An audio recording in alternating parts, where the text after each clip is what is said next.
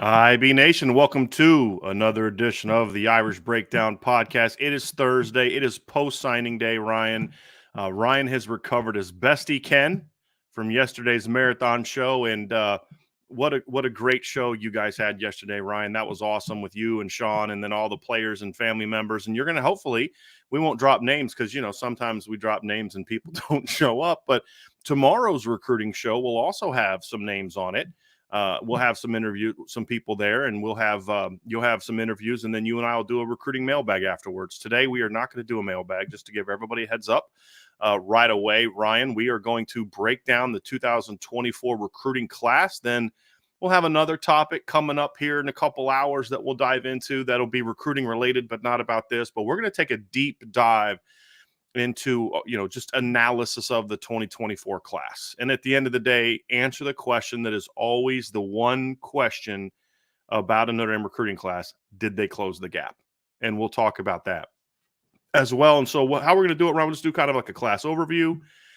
We will then dive into just handing out our position by position grades and just kind of evaluating grades. We'll get into what the grades mean, how we get to them, and then we'll do a player rankings. And so I ranked my offensive players 1 to 11, my defensive players 1 to 12. I'll share those. And then Ryan also did rankings of the offensive and defensive players 1 to 11 and 1 through 12.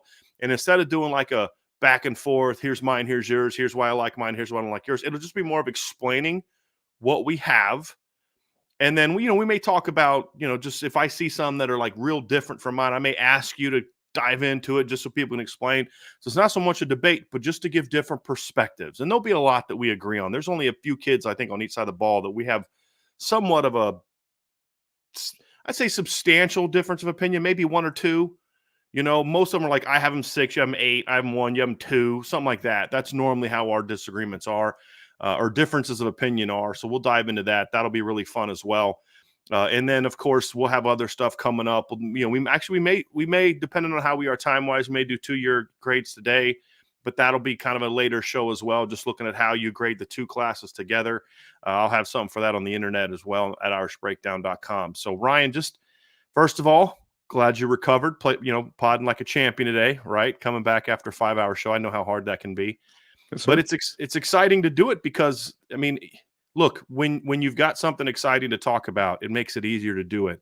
And when you start talking about this 24 recruiting class, Ryan, it's easy to get fired up and say, hey, you know what? I'm tired today, but man, I want to talk about this class because it'd have been a lot harder to get up today if it was like, oh, I got to talk about this disappointing class and all the misses they had and all the flips they had.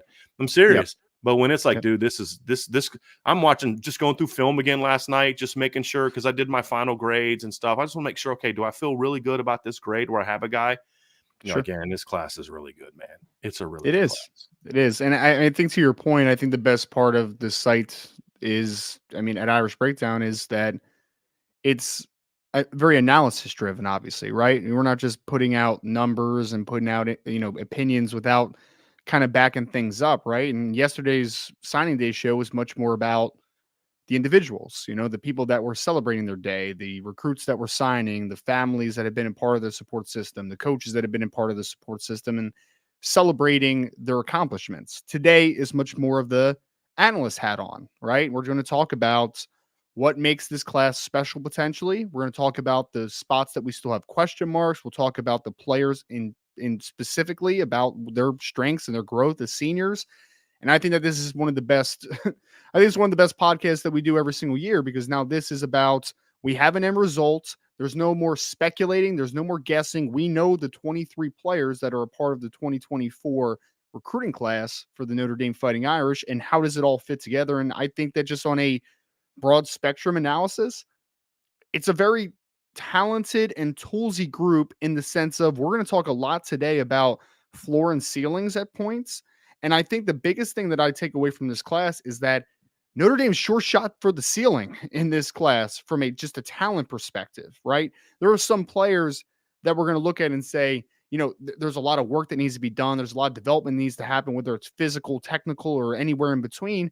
But more than anything, Notre Dame at every single spot, just about in the 2024 class, compared to where the roster is, they're going to make them more they're going to make them longer. They're going to make them more explosive. They're going to make them more talented. And I think at the end of the day, that's what recruiting is. You're trying to make your roster more balanced and more talented.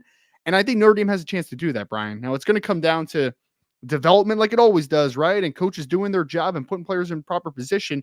But I don't think anyone can look at the class that Notre Dame put together, the 23 names, and say, hey, not everyone's going to work out. There's development that needs to happen. But you know what Notre Dame did? They got longer, faster, and more explosive at basically every single spot. What you see in this class, Ryan, is from an overall standpoint, is you're starting to see the vision of what Marcus Freeman and Chad Bowden want to do. And essentially, it's Marcus Freeman says, here's my vision, Chad, Dre, recruiting staff, assistant coaches, go get it done. And then, of course, he plays a big role in that as well. But, you talk about it, Ryan, and Marcus Freeman talked about some of it yesterday. But I just remember watching the Georgia-Alabama game and thinking to myself, this is why Notre Dame is doing what they're doing. Because what you saw was size and length everywhere. Yes. And not so much like the 350 weight-wise, but just length, long, athletic guys. And even a guy like a Peter Jones, which we'll get into, for a guy that projects as an inside guy, he's got pretty good length, in my opinion. He's not moving inside because he's got short, stubby arms and can't play on the outside, right? I mean, he's go ahead. You know what's funny about that is Joe Rudolph was the coach at Wisconsin, right, for a while there, and one of his best pupils was Logan Bruss, who I actually think kind of has some Peter Jones has some Logan Bruss in him, in the sense that Logan played right tackle, Logan played guard, because he had kind of those borderline traits between he's long enough and probably functionally athletic enough to play some right tackle, but also he could be an asset inside a guard. So I agree. I mean, I think that even the guys that you would kind of coin as kind of the grinders of the group, the guys that maybe aren't the most spectacular athletes, they are solid to plus athletes at the positions that they're being projected to as well. Like, I mean, it's across the board. It's like that for Notre Dame this year. Yeah, it is, Ryan. And you also see athleticism. Marcus Freeman and the staff clearly, and that's not rocket science. I mean, any smart coach should be looking to get more athletic, right? But you're seeing a staff that puts a value on, can these guys run? And like I'm writing my grades for the linebacker class today, Ryan. And one of the things I said was there's a lot of projection there for Bodie Cahoon and Teddy Rizak. Like, we're not sure what they're going to be. But the reason I love this linebacker class, because it doesn't have like last year's linebacker class, for me, all three of them graded in top 150 or higher, like including Preston Zinner, whose senior film I loved. But obviously, Jaden Alsbury was a top 50 guy. Drake Bowen was like 2 points away from being a top 50 guy on my point scale. And then you had Preston Zinner, who jumped from a borderline top 250 guy as a junior to a top 150 guy for me as a senior. There was such a high floor there. But when you look at this group, you could argue it's even faster than last year's linebacker class. Now, is it as good? That remains to be seen. But that's the thing you look at, is like Carson Hobbs. Is Carson Hobbs going to be as good as Benjamin Morrison or Christian Gray or even Jaden Mickey? I have no idea, because there's a lot of projection there. But the thing we saw as a senior, he can run. And there's just a lot of that. There was clearly a value on athleticism, length. And the other thing that's interesting about this class, Ryan, this is probably the most productive recruiting class Notre Dame has ever had. When you just look at just here's some examples. I mean, obviously CJ Carr put up a ton of numbers in high school. Sure. You've got a running back who I think we both grade as the number 2 back in the class in Aeneas Williams. Is that correct? Okay. Yes. Yep. He had over 4,000 career rushing yards, 3,000 career receiving yards, and over 150 career touchdowns. Second in state history in the state of Missouri in touchdowns. Yep. And he's not even the number 1 back in the class. Now, you could argue that he is. It's not a big gap. I mean, he's a really good football player. But that speaks volumes. And Keidron Young, if he didn't play behind just a terrible offensive line in his career, would have gone over 4,000 yards for his career. I think he finished with like 3,968 or something like that, right? It was weird because there was a report, I think Lufkin actually put it out that he went over 4,000, but then I looked Uh-huh. at the official numbers and he was Right. 39 something. So I think they Right. might have rose up the stats a Yeah. little Put bit. some JV stats on there or something. Yeah. But he was excellent. He was outstanding. And then this past season, Cam Williams, who I have as a 5-star, Ryan, I believe do you have him as a 5-star? Right. So we're both there. Yes. He was their least productive wide receiver at just pure pass catching this season. Now Cam did a He, ton of stuff and like rushing, and he even threw some yeah. balls and return yards and defense, but it's just pure pass catching. He had the fewest catches and yards of the 3 receivers. Actually, well, no, Jack Larson had fewer yards, but I think Jack Larson even had more catches than he did, I believe, this season. I believe, yes, he definitely did. He had 43, I believe. I think Cam had 37. You know what's wild is I'm pretty sure Aeneas Williams had more catches and almost as many yards as Cam as well. Yes. So yeah, Yes. it's pretty Now, wild. Cam had great numbers. Don't get it twisted. It just that's how I mean, he was over 30 catches. I think he had about 900 yards because they they did so much with him, Ryan, today. He Sorry, had I'm like 30 typing. rushes for like over Yeah. 400 They yards as a put him senior at too. So Wildcat. He yeah, played defense, so there'd be times when, maybe on offense they were kind of giving him a little bit of a breather. He hurt himself from a receiving standpoint. When you return 3 or 4 kickoffs for touchdowns, you're kind of taking away your own chance to get catches. You know what I mean? But that's the kind of player he was, and that's not to in any way kind of question Cam Williams. It's like he was brilliant this year. It's just to say that's how productive this class was. I mean, you look at the defensive side of the ball. You look at the defense, the defensive line. I mean, Bryce Young. yep, Like we'll get into the specific grades, but like Bryce Young went from a guy that we're just like I'm not sure what he's going to be to a guy that was just monster production. I mean, as a junior, he had 92 tackles, 9 tackles for loss, and 3 sacks. As a senior, he had 97 tackles, 33 tackles for loss. So what I did with that, Ryan, is I know that they listed him at 18, but if a lot of high schools do tackles for loss separately from sacks, I just tried to do it like they do it in college. So just to give people more context, 33 tackles for loss, 14 sacks this season, and just went from he's toolsy, but I mean, I had him as a 3.5-star player after his junior yep, season with 4.5-star upside. I mean, you see the tools. Now he's a 4.5-star player with 5-star upside just in one offseason. yeah, Logan Thomas as a junior in Texas had a disappointing season. I mean, at 30, he was banged up and he had yep. 31 tackles. Only playing Just like 6 games or something like that yeah, too. yeah, Yeah, just 1 sack. Just wasn't overly productive. And then he comes out this year playing against outstanding competition in the state of Ohio at St. Edwards, playing against Ignatius and a lot of the top programs in the state of Ohio. And he has yep. 129 tackles, 15 tackles for loss, 9.5 sacks, and an insane 9 forced fumbles, which is just nutty. And it was across the board that way, right? I mean, you just look. Sean Sevillano had just numbers that you're just like, come on, that can't be right. Like that can't be right. Like you know, there's no way that kid had 100 tackles and 65 tackles for loss and 14 sacks this year. But then you look at Against pretty good competition though much too, better man. this Like year than last year. Yeah, yeah, you're yeah, just like some of this is just stupid. But and then you look at a guy like Cole Mullins, Ryan, and that'll be a guy that we'll have some interesting conversation on earlier. He didn't play this year, but yep, last season for one of the best teams in the state of Georgia, he had 58 tackles, 16 tackles for loss, and 6 sacks as a middle linebacker that sometimes played on the edge. And so just across the board, you just see elite production from this class. And that's important because you want to know, like, tools are matter, right? I mean, yep. you'll see guys get drafted in the NFL that did hardly anything in college because Mhm. he's got elite tools. But what makes this class special, in my view, and where I think a lot of people are missing the boat, is I think you guys are missing some of the talent, but the production from this group is elite. And And that matters to me because what you're getting is you're not just getting prospects, you're yep. getting football players. And that's huge. Like Well, Sevillano is a perfect example. I'm just not super high on him from a tool standpoint. I just, sure. so like my grade for him is lower because I'm just like, I think I got questions about his length. How's that going to hold up against bigger players? But then Sure. you're just like, but like you said, but you can't ignore that production at Yep. any level of high school football.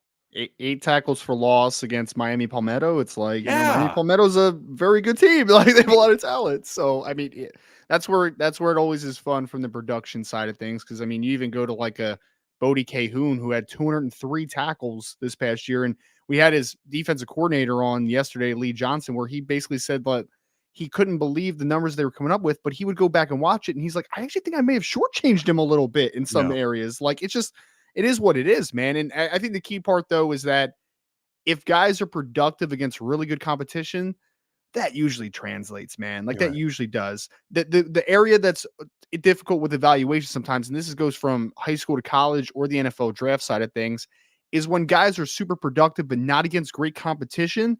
That's where you have to put your evaluator hat on and really dive into the traits and what they have. Because there are a couple players that we'll talk about that, like you mentioned, Aeneas Williams' crazy stats, right, Brian? You know, the over 7,000 career yards, 150 touchdowns. Well, Aeneas doesn't play against great competition in Missouri. He doesn't. Right. But then you watch him, you're like, but he does this, this, and this well. So that translates to next Right. level. That's the nuance of evaluation. Right. So, Ryan, when you look at this class, first question we have to ask ourselves, at least I ask myself when I'm trying to evaluate in class, is did you meet your needs?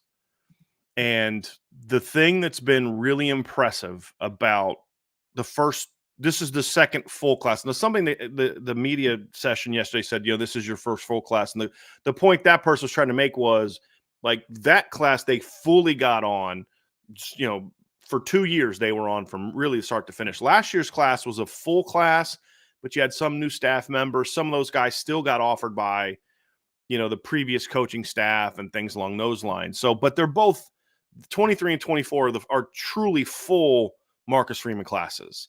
Like they were 100% responsible for who was added to the class. And when you look at and it, every commitment that they got was with Marcus Freeman as a head coach, not him still as a correct, DC. Yep, correct, right, right. correct. Yep. One thing you notice about both of those classes, it's great balance. There's not a like the only there's a couple spots like kind of so like last year I felt like that they wanted two backs and didn't get two backs, so you had to look at that even though the one back they got was elite. And they needed an extra back because that's why they went and got Devin Ford out of the portal. If they didn't need another back, they wouldn't have gone and got Devin Ford out of the portal. So, but still, it wasn't like a holy moly, you can't field a rosters. Like you didn't get your sixth running back that you wanted on your team. We kind of felt like looking at other positions, you got good numbers on the D line, but who's going to be the Viper? We didn't know. Well, now we know, but at the time, you look at it, and, could you get a third safety? Well, now I'm going to consider Luke Talich as that third safety because of, getting him. He's going to be a scholarship player, things, but outside of like this year, I felt one of the things that I dinged the defensive line class for, which we'll get into my grades, is I thought they were one interior player short of meeting what I think the needs are for the future. Not for 2024. They're going to be fine there. They're loaded there. They didn't need us. Right. But you're going to potentially lose 2 to 4 guys from your defensive tackle depth chart after next season. Because I spoke in error the other day. I said Gabriel Rubio was done after next year. He actually has an additional. He redshirted as a freshman. Gotcha. That's assuming he comes back for a 5th year. Same with Jason Onye. But in the next 2 years, you're going to lose a lot of guys from your current roster, and you don't want to be replacing them with freshmen. So that's a minor nitpick. They were comfortable not adding a guy there. Once they lost out on Nnamdi, they didn't scramble to say, oh, who else can we get? They're like, we're okay. We're not going to panic and just take a guy to take a guy. So even though I would say there's a couple spots, maybe you were a guy short for as a whole, 2 things I like, Ryan. I think as a whole, they met their needs within the margin for I'm comfortable with that. And then number 2, when they didn't quite get to the ideal number, they didn't panic and just take a guy to take a guy. And those 2 things to me show that there's some savviness and there's some clear calculation by this staff, and then to be able to carry out that calculation and accomplish what they did is impressive. I also think they recovered really well in certain instances as well. I mean, we talked about when like Isaiah Canyon decommitted from Notre Dame. It's like they pivoted very quickly to find that third wide receiver who ended up not being just a take out of desperation. It ended up being Logan Saldate's pretty dang good, man. If you saw him as a senior this past year for Palma High School out in Salinas, California, like they did a great job of pivoting in a couple situations, and I mean, so there's going to be a couple spots that we'll talk about from the,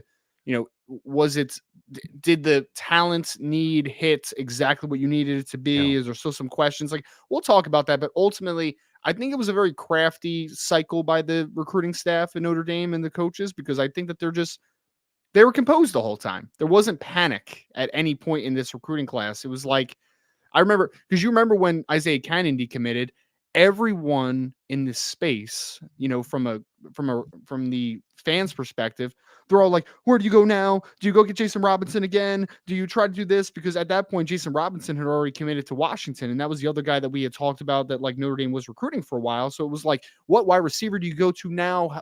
Is this something that you let play out? Is it like what happens? And within like a week, we Right. knew who that guy was going to be, right? So like there was no panic. It was just Which business meant as they usual. didn't just find him out of nowhere after Exactly. they lost a guy. They had a plan of, if we need another guy, this is the direction that we want to go. And defensive end is another one, Ryan. There were some guys early in the class that you really thought they had a shot with, some big time Of course. guys, Elijah Rushing at defensive end, guys Yep. like that. And they ended up not getting those guys. And you end up getting Logan Thomas, which is a kind of a low floor, high ceiling guy. But then you look at it, you're like, but that ceiling is enormous. And then as a senior, he goes out and he played a good competition in Texas. I mean, playing down in Katy, Texas, you're playing against good competition. But some of the best competition that you're going to face in all of America is if you play either in that Cincinnati league or up in that Northern Private School League of Ohio, where you're playing, you're at St. Edward, you're playing, Ignatius, you're traveling all over the country to play those top Yep. teams. Played Archbishop Moeller this year Yes, and those yes. teams. I'm Yeah. actually going to Yep. pull up their schedule. So, because it really is an It's wild, impressive man. schedule, and you're playing against really good teams. They had a national TV game, and I'm trying to remember who that was against. Good Counsel. They played against Yeah. Good Counsel on national Down in TV. Maryland. Yeah. They played against that. They played against a couple teams actually from the state of Maryland. They played against Cincinnati Elder. They Yep. played against River Rouge. I believe that's a school out of Louisiana, or no, that's River Rouge out of Michigan. That's right, the Detroit area. They Yep. played against Massillon, Washington this season. They played against St. Ignatius. They played against Moeller. They played against Archbishop Hoban in Akron. They played against Canton McKinley in the playoff. And so you look at it and you're like, man, this team, you're doing what he Played did at against big time Springfield in the competition. championship Right, too, right? They played right, Springfield with all those guys as right. well. We don't talk about Maslin on this Yeah. show though, because I don't want Tommy texting me, Yeah. all right? Yeah. They also played Center Grove, who was one of the best teams in the state of Indiana this season. Yeah. And they have a good So, quarterback in Tyler right, Cherry that just flipped to right. Indiana from Duke. So Yeah, that yep. was a big loss for Duke. Huge pickup for Kurt Signetti, by the way. Big pickup for him. But we digress. This is an Indiana show. That's my fault. And so I was busting people's chops about talking about Ohio State in the chat. But the point is, Ryan, he goes there and he produces. It's kind of like when we talked about when they lost Will Shipley. Well, okay, that sucks. You didn't do a good job. You didn't have backup plans, all these other things. But okay, what do you do now? And the pivot was, what the difference between this staff and that staff is, that staff had to scramble and then did a good job post scrambling to get Logan Diggs and Audric Estime. This is a different deal because they already had, okay, if we don't get this guy, we know exactly who we want to go get. And in every instance, that's exactly what they did. And you have to give them some credit for that. Even at safety, look, Yep. the safety class we'll get into, there's some question marks there. But there's never a doubt that the guys they went after were guys they either liked or they had plans for, okay, we missed out on some guys. We now have to get some guys into camp, work some guys out, and things along those lines. There was a plan to a degree with those guys. And Yep. so They also did a good job for back-to-back years of doing the preferred walk-on game, right? I mean, we yes, talked a lot about Luke Tolich and Jordan Faison last year and Henry Garrity, but you come back the next year and get Joseph Vinci, who might be your long snapper in the pretty near future. I mean, he's that got a good of pretty a good long chance. snapper Yeah. potentially, and you bring And in Xavier Southall and you bring in a couple of these guys, or Anthony Rizak. It's like that's a there's really a nice couple more they're back-to-back trying to call. get. There's a Yeah. couple more guys they're trying to get that are good football players. Yep. So yeah, Ryan, it's just I really dig what they're doing in this class. And Xavier Southall obviously is the son of Corny Southall, who played at Notre Dame under Coach Holtz. So really like what they did putting it together and met their needs. Other part of it, okay, you met your needs. You had balanced class. You can put a team of 22 on the field this year with this group. Next question, okay, but did you land impact players? That's the next question. And that, to me, is what sets this class apart. This class, I was talking with somebody last night, and they asked me, how do you think Notre Dame stacks up now compared to Brian Kelly's early tenure? And I said, and my point was like, one thing Kelly did a really good job of early was landing his first couple classes like dudes, Aaron Lynch, Stephon Tuitt, Lewis Nix. I mean, just like really elite players, but there was just a lack of balance. Last year's class started to kind of get to that, but there weren't a lot of, like, I think I only graded one guy as a 5-star last year. And then there was, I think, 3 4.5-star guys. I'd have to look at last year's class. I know I had Jaden Alsbury as a top 50 guy. I had Jeremiah Love as a top 50 guy.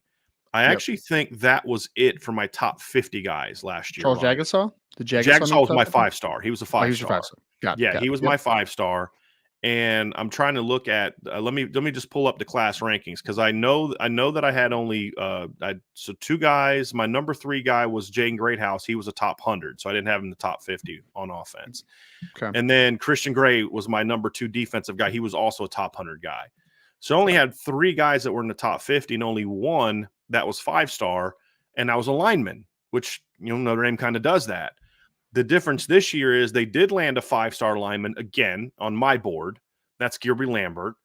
And I think I don't know where you have him, Ryan, but I would imagine at worst you have him as a top 50 guy at worst. Yeah, I do. And then I had CJ Carr as a 5-star. I have Cam Williams as a 5-star. At worst, you're going to have those guys in the top 50. I have Bryce Young as a top 50 guy as a 4.5-star. And I have Kingston as a 4.5-star. And Kingston was like this close to being a 5-star on my grading scale. Like he got a 5-star from me. He got a 5-star from me. So like he was, I think, 3 points away. And I'm talking like, to be a 5-star, you need 706 points. He was like 3 points away from being in it, right? You know what I mean? So like he was close. And honestly, it came down to the intangible grade with the missed season from 2 years ago. That's the injury history. That was it. That's an elite player, right? If you're a top 50 high school recruit, you're an elite player. That's 5, Ryan. And they got him at quarterback, wide receiver, offensive tackle, defensive end, and linebacker. Those are money positions. And then when you look at the upside grades of the classes, Ryan, and for me, because I do the way I do my grades is I have upside grades, and I have current. So my ranking comes off kind of your current grade. There's always some projection, but I try to leave as much of the projection out as I can, and just look at like, okay, here's where you are. But you have to like last year, you and I both had Boubacar and Armel weren't super high in our actual class rankings, but we had them 1-2 in upside grade. So you look at upside grade, I gave 4 guys 5-star upside grades on offense this year. The 3 5-stars plus Kedron Young for me as a college back. I look pure college, don't care about NFL. And then I have 4 other guys with 4.5-star upside grades. So like one guy you and I disagree on is Anthony Knapp. You have him higher than I do. I have him as a 3.5-star kid who's the lowest ranked kid in the offensive class. But I see what you see, and that's why he has a 4.5 upstar grade for me. Because if the one thing he has a really low grade on for me is size, and that knocked him down. But if he can gain 30 pounds and still play with the athleticism and all those things that he does now, you can see like this kid could end up being really good. And so there's a lot of that too. And then defensively, I don't have Logan Thomas in my top 100. He needs too much work right now for me to grade out for a current grade in the top 100. But Ryan, it doesn't take a rocket scientist to watch that kid and say 5-star upside. And so there were 4 kids with 5-star upsides on defense for me and 5 with 4.5-star upsides, including the guy that I rank as the lowest ranked kid in the entire class on either side of the ball in Teddy Rizak. He's my number 23 out of 23. But it's just like with Anthony Knapp. If that kid can add 25, 30 pounds and still run like that and hit like that and move like that, he's going to be a really good football player. At the very least, he could be Jack Kaiser with 2 extra inches, right? At the very least. A key special teamer. Exactly. Now, that's not 4.5-star, but that's a good a rotation linebacker, a starting rover, a really good special teams guy that you're going to want around your program for a long time. But that length and that size is exactly what Jack Kaiser was missing coming out of high school. And so that's what I love about this class, Ryan, is when you talk about impact talent, there's impact guys right now that they landed, but there's a lot of other guys that if they can get developed, couldn't just be good solid players, but that guy could become a dude. And that's what this class has, because you can't have only upside guys. Right. You need guys that are dudes now. And this Sure. class has a really nice blend of those two things, Ryan. They do. They do. But I think the key thing is that there's very few guys in this class, if you aren't a high floor guy, that don't have that high upside, right? Like everyone has that to a degree. There's a couple guys I think lack a little bit of an upside, but for the most part, I think it is a great blend. I think that because the spots that I think you brought a floor in are at the most important positions, right? I mean, because where is the offense? Where is the team built upon still as far as the most important positions? Quarterback, offensive tackle, outside pass rusher. In today's world, wide receiver and corner have obviously taken a big uptick as far as that. So you need to find players that have that high floor, high ceiling combination at the most important positions. And then you can fill in with guys from times that are just kind of make or break, boom or bust, however you want to quantify it. But guys that if they hit, if they gain their weight well, if they're technically able to take an uptick, if they are coached very well, they could become that type of guy. So I think that balance is important, not only from just college football teams. Because guys, I know that we fall in love with the stars a lot, but I'm here to tell you, and I don't know if this is breaking news, but Georgia and Alabama also sign guys that are a little bit of boomer bust players. They also do that. They do it every single year. It's just sometimes when they go to the SEC, they might get overranked a little bit where you're like, I'm not sure if that guy's exactly that player today that he's kind of being portrayed as. But ultimately, this is the formula. I think the formula is similar for just about every program that matters in college football. Not everybody is going to be a high ceiling, high floor player. Not everybody is going to be a high ceiling, low floor player. You need that mix because that is what we call roster management and roster construction. You can't have it without it, right? You can't. Because then there's going to be some guys that are going to be bust. There's going to be some guys that are going to transfer. And if you don't have a good mix, then you're going to run into a numbers issue at certain positions where I don't have a guy that can start right now. I don't have a guy that I can look at and tangibly say he's ready to go. I can work with him from this moment forward. That's why the transfer portal has taken such a big flux just around college football, because that roster management is harder to maintain today. It really is with the not only just being able to go to the NFL after 3 years, but also that transfer portal stuff, injuries that happen. All this stuff really eats into a roster. That's why I think balance is a big thing, not only for Notre Dame, but I think across college football, it's very important because, again, Alabama and Georgia, they're going about it a similar way. It might look different from the outside perspective based upon recruiting rankings, but they're taking kids that it's like, hey, man, that guy could be really good, or he might not be a guy at all. Like that, that's the formula that every team that is worth anything, they do abide by that as well. Well, Ryan, you look at Georgia. I think it was their 18 class. Do you know who the lowest ranked position player was on that class, that 2018 class on the 247 Sports Composite ranking? Georgia. I want to guess here. The Georgia team. I feel like I've heard this before. Had to be a good player, obviously. Yep. 18. Dang it. I know I'm going to know this, but go ahead. I'm Big not guy. Sure. Big guy? Yeah.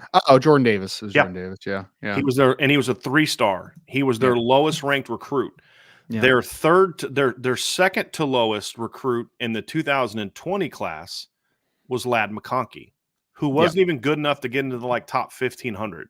He was a walk-on to begin with, right? Like he didn't have a scholarship from Georgia. He was ranked as top 1,000. He was the 247 Sports ranked him as the number 126 player in the state of Georgia coming out of high school. And so the point is, but you don't think Georgia got Jordan Davis because they thought he was just going to be some stiff that couldn't move. They got him because they said, look, this kid's going to need some work. He's a little heavy. He needs some coaching, but there's something to work with this kid. And that you know what's big time guys. Yeah, and it's another good one. I remember that there was one year where LSU ended up not finishing with the number 1 overall class by service because they took Jacob Hester, who knocked them down a big peg. It's like Jacob Hester ended up being a really important player for LSU football over the next couple of years. Like this stuff happens, right? And we talk about that Georgia team or that LSU team from 2019. Right. I mean, Jamar Chase was a 5-star. I mean, he was a no-brainer. You watch that kid's film, you're like, that's a dude. Joe Burrow was a borderline top 250 player. I think some had him inside the top 250, some had him outside. I think he ended up like 288th, I believe, is what he was ranked on the composite ranking. Sounds right. And then you had Justin Jefferson, who was ranked as the number 2,174 player. 247 composite ranking had 307 receivers ranked ahead of Justin Jefferson coming out of that class. And now Justin Jefferson's probably the best receiver in the NFL. Right. Yeah. And 76 guys from Louisiana ranked ahead of him. Now, here's what we always say. You need 5 stars in college, but it's the in college part. And that goes back to what I was talking about before. There used to be where Notre Dame would land a couple 3 to 4 guys that were either 5 stars or had 5-star upside. And some of those guys that did have the 5-star upside, it was really far away from that 5-star upside. What you're seeing now is this really important blend of guys that are just dudes right now versus guys that have a chance to be really impactful. And it's not a bunch of offensive linemen. I think I only had one offensive lineman with 5-star upside, Ryan. If I'm looking at it was Gearby Lambert. Now, I had Styles Prescott at 4.5-star upside because I think he could end up being a really good player when it's all said and done. But I didn't quite, because I'm trying to be a little bit more. I'm trying to be a little bit more conservative with handing that out than I was 4 or 5 years ago, right? And so it's skill players, it's quarterbacks, it's running backs, it's receivers, it's defensive linemen, it's linebackers, and that's where you start saying like, okay, they met their needs. And they landed impact talent, because the more guys you get that have the upside of being elite players, some of them are not going to pan out. Some of the guys I give either 5-star or 4.5-star upside to are just not going to be very good players. But the more of those guys you get, and if you still hit at the same rate, if your success rate is 1 out of 3, and you land 3 of them, then you're only going to one of them's going to be any good. If one of them's going to be elite. If you land 12 of them and you're 1 out of 3. Then you're landing 4 of them. Right. That's huge, right? And so that's why it's important to give me those kind of guys. And then if you have a right situation for development, then you're going to be in a great place. So I absolutely give this staff and this class very high remarks, Ryan, when it comes to landing impact talent on. I think the offensive class was better than the defensive class, my opinion. But even the defensive class, you see actually more 4.5 to 5-star upside guys than you do in the offensive class. I would agree there.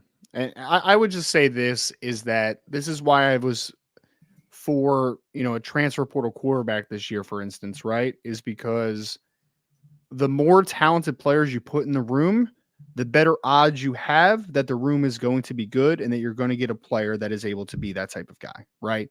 And it's going to be apples to oranges in some areas. But ultimately, that is what we're playing here. We're playing the law of averages. We need to understand as evaluators, whether, again, you're evaluating, projecting the college or you're projecting the NFL, a hit rate is still not going to be perfect ever. I mean, if you're a good NFL evaluator, you probably hit about 50% as far as like guys that are rosterable and that they're good players, right? Like, it's probably the most. You're going to have your misses, and people need to understand that.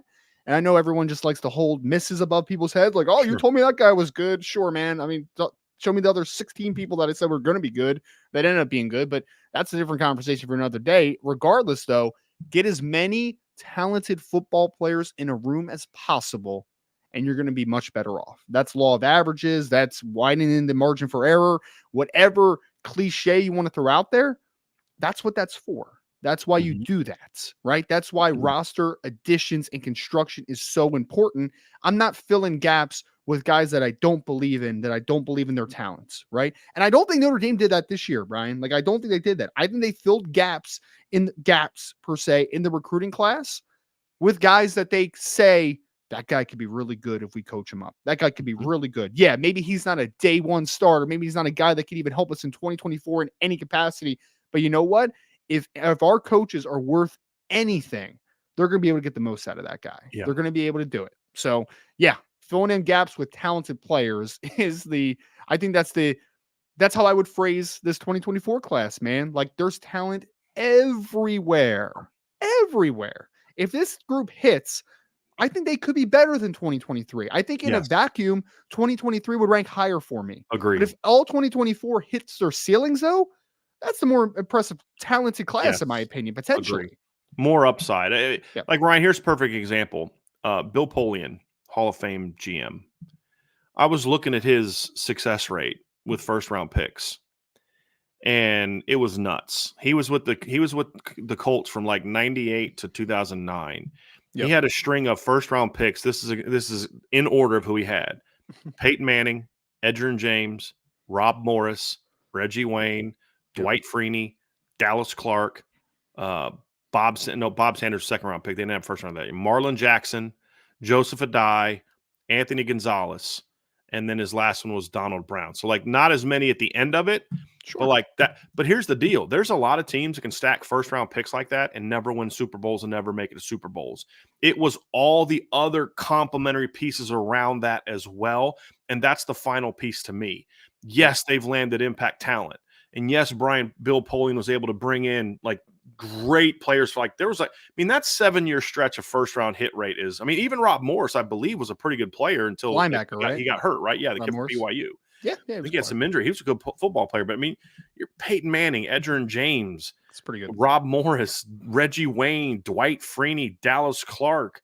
Bob Sanders was your number one pick the next year. I mean, that's a great 7-year stretch of your top picks hitting. Yep.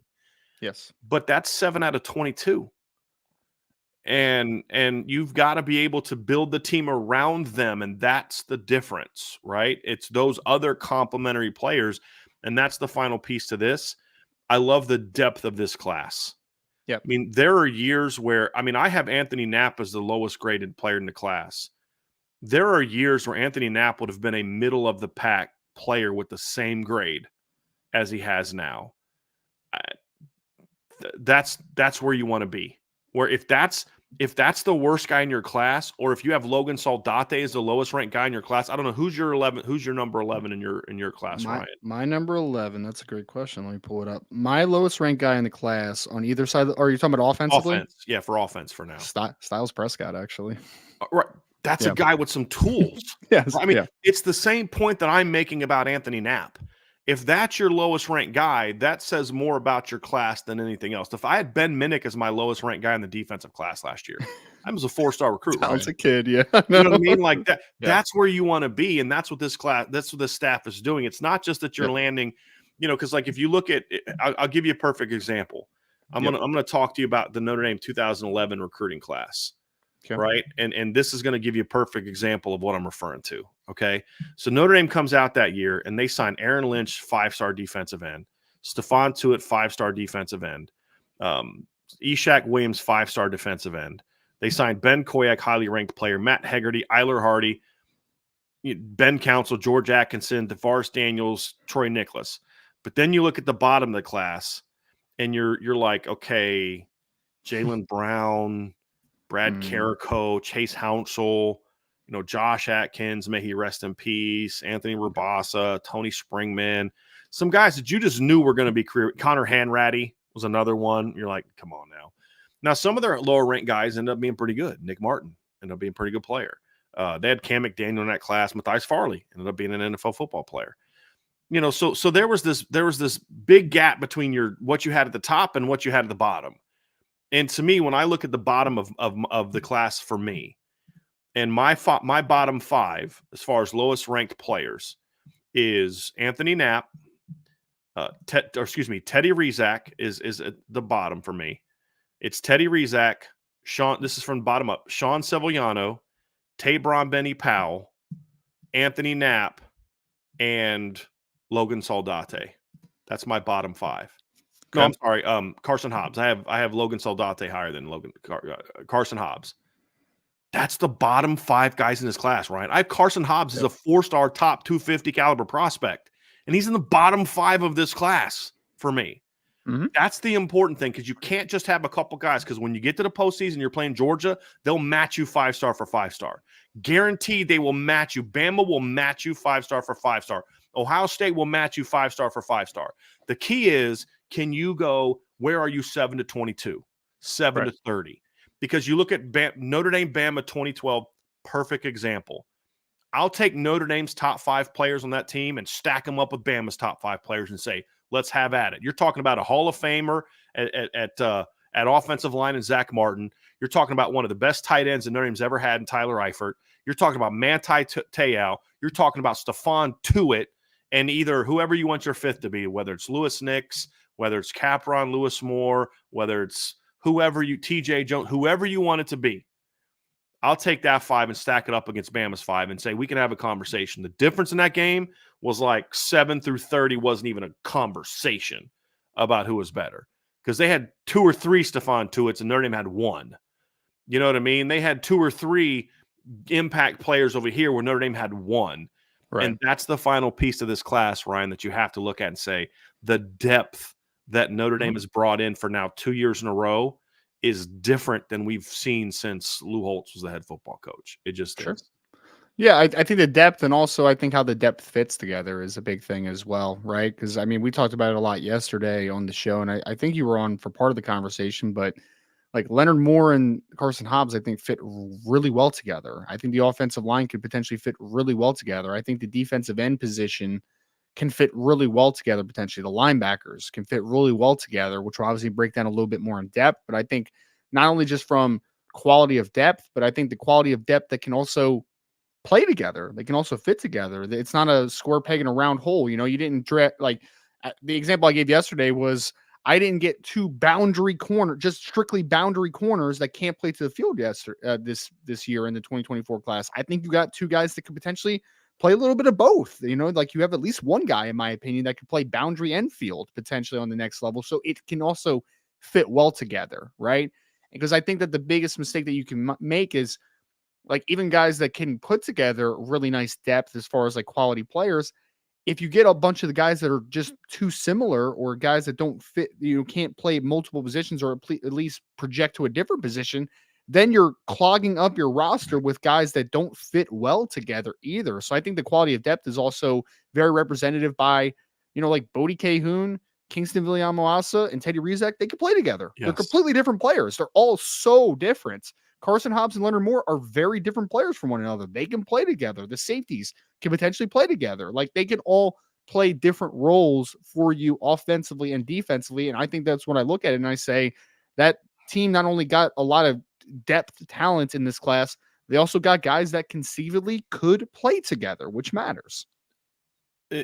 Would you say it's crazy to say that I could see a situation where if the safeties in this class are starters at Notre Dame, that Bronte Johnson's playing a lot of center field, Kennedy Urlacher is your downhill alley player, and you've turned basically Tabron Benny Powell into 205-pound basically rover, essentially is what you're doing, right, in your nickel situation. And say that fits their skill sets just fine. Or it could even be vice versa. I mean, you could say that, I mean, maybe Kennedy becomes the rover and Tabron becomes the alley. I mean, like, it could fit is the point. Exactly. Yeah, absolutely. Defensive end wise, you have a pure Viper and Logan Thomas, a pure end and Bryce Young, and then a guy in Cole Mullins that could do both. So now you've got your rotation guy. And that's why I say the only knock that I have with the defensive class is that I feel they needed another interior guy and didn't get one. The offensive class, they couldn't put a starting 11 together because they don't have a fifth offensive lineman, but that's not something I'm dinging them for because they really only needed 3. We said this at the very beginning. The need was 3. They still have like 17, 18 off scholarship offensive linemen projected to be on the team next year. They're going to have to reduce that a little bit. They're over. They didn't need 4, but they wisely went and got 4. Because Kirby Lambert was the 4th. Correct. So the difference for me is even though the defense can't put starting 11, you don't have to get a starting 11 every year. They've got a starting 10 plus a really good rotation at rover with one of the 2 safeties and defensive end. All right. But they needed the second interior, which is why they tried to sign and Nnamdi Agboku down the stretch because they did want a second guy, but I will give them credit that they didn't just go get somebody. And look, the Owen Wafel situation is another example. I would have taken Owen Wafel in this class. I like Owen Wafel, but I'll give them. And so I criticize them for not doing that. But here's where I give them credit. Their evaluation of Owen Wafel is different than ours. Yes. And they stuck to it. They don't view him as the player that you and I do. And even we can agree to disagree on that with them, but I like the fact that they had conviction in it. And that's why they kind of nudged him out of the class a little bit. Right. And so high marks in that regard, Ryan. So just overall, final question. Did Notre Dame close the gap on this class? I think the way we've been talking about it makes that answer obvious, but I'll let you answer the question. Well, I would say it's an emphatic exclamation point on one side of the ball, and it's one side of the ball that has a little bit more question, right? Because for me, it's offensively, did you close the gap? Yes. I have an emphatic yes there. There's an exclamation point at the end there. Defensively, I think you did, because there was a couple key pieces and a couple key positions that I think is still very vital for Notre Dame to eventually get over that hump.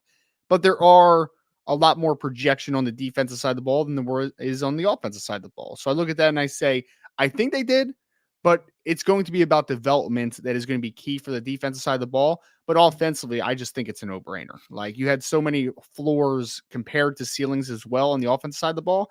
Yes, they closed the gap on offense. Defense, I think it can be a gap closing class, but there's a little bit more projection, and the development has to be good in order for them to be that type of class, in my opinion. I will say this, Ryan. We 100% agree on the offense. I think you and I are on this going to be on the same page when I say this, but it's going to sound different than what you just said. This is a gap closing defensive class by the sheer definition of, are you better now than you were? Yes. The question, however, is how much. Whereas you said offensively, emphatic, no-brainer. I mean, for what we know about this group now, elite quarterback, elite running back room, elite receiver room, really good offensive line with some upside, no-brainer. And we'll talk about how the class is graded here in a few compared to others. But defensively, the question mark is, did you close the gap by this much, or did you close the gap by this much? Offensively, you closed the gap by this much, just from a recruiting standpoint. Defensively, right now, I'd say you closed the gap about that much. Now, there's two reasons for that. Number one is you already had some really good talent on the defense anyway. And because, like, to your point about whose class was better, last year's or this year's, well, this year's class is definitely better than last year's class on offense. Like, and that's saying something, because last year's offensive class was pretty good. Last year's defensive class right now is definitely better than this year's defensive class, top to bottom. Now, if Teddy Rizak hits, if Kennedy Urlacher hits, if Bodie Cahoon hits, if Logan Thomas hits, if Cole Mullins is what I think he is, not what everybody else seems to think he is, you know what I mean? Like, if Carson Hobbs hits, then it can. But like you said, Ryan, there's still and my grades reflect this. I mean, if you look at my grades, and we'll get into this for the different classes, Ryan, it reflects exactly what we're talking about, which is there's a lot of potential in the defensive class, but I can't quite call it elite because of the fact that there are still so many question marks on the class. Yeah, and I think that's very fair, because I would agree. Yes, did you get bigger, more athletic, and better on defense side of the football? Absolutely, right? But I think that obviously there is just a story that has yet to be written, which is always funny with these, these early grades and everything, because grades are going to change. You go back and regrade and analyze. Like, that's why I hate, like, the NFL side of things. Like, when you grade draft classes right after it happens, I'm just like, look, guys, like, I can look at a great class and be like, I didn't like that pick. I would pick this guy there instead of that. But I'm not going to put like an A+ grade on a class, because their story hasn't been written yet. Right. It doesn't actually matter. What's going to show if we're right or wrong is looking back on this 3 years from now, right? And being like, we were there. The greatest recruiting classes, the greatest recruiting class that is supposedly ever signed with anyone was 2 years ago at Texas A&M, and right now over half that class is gone. I mean, it was a really talented class, but yes, right. Unfortunately, it went to a very volatile situation, right? As well. And it wasn't, as we said before, it wasn't an incredibly well-constructed class, because there were big holes. Yep. So anyway, Ryan, that's where we're at. So impact talent, check. Depth and balance of your class, check. Did you close the gap? Check.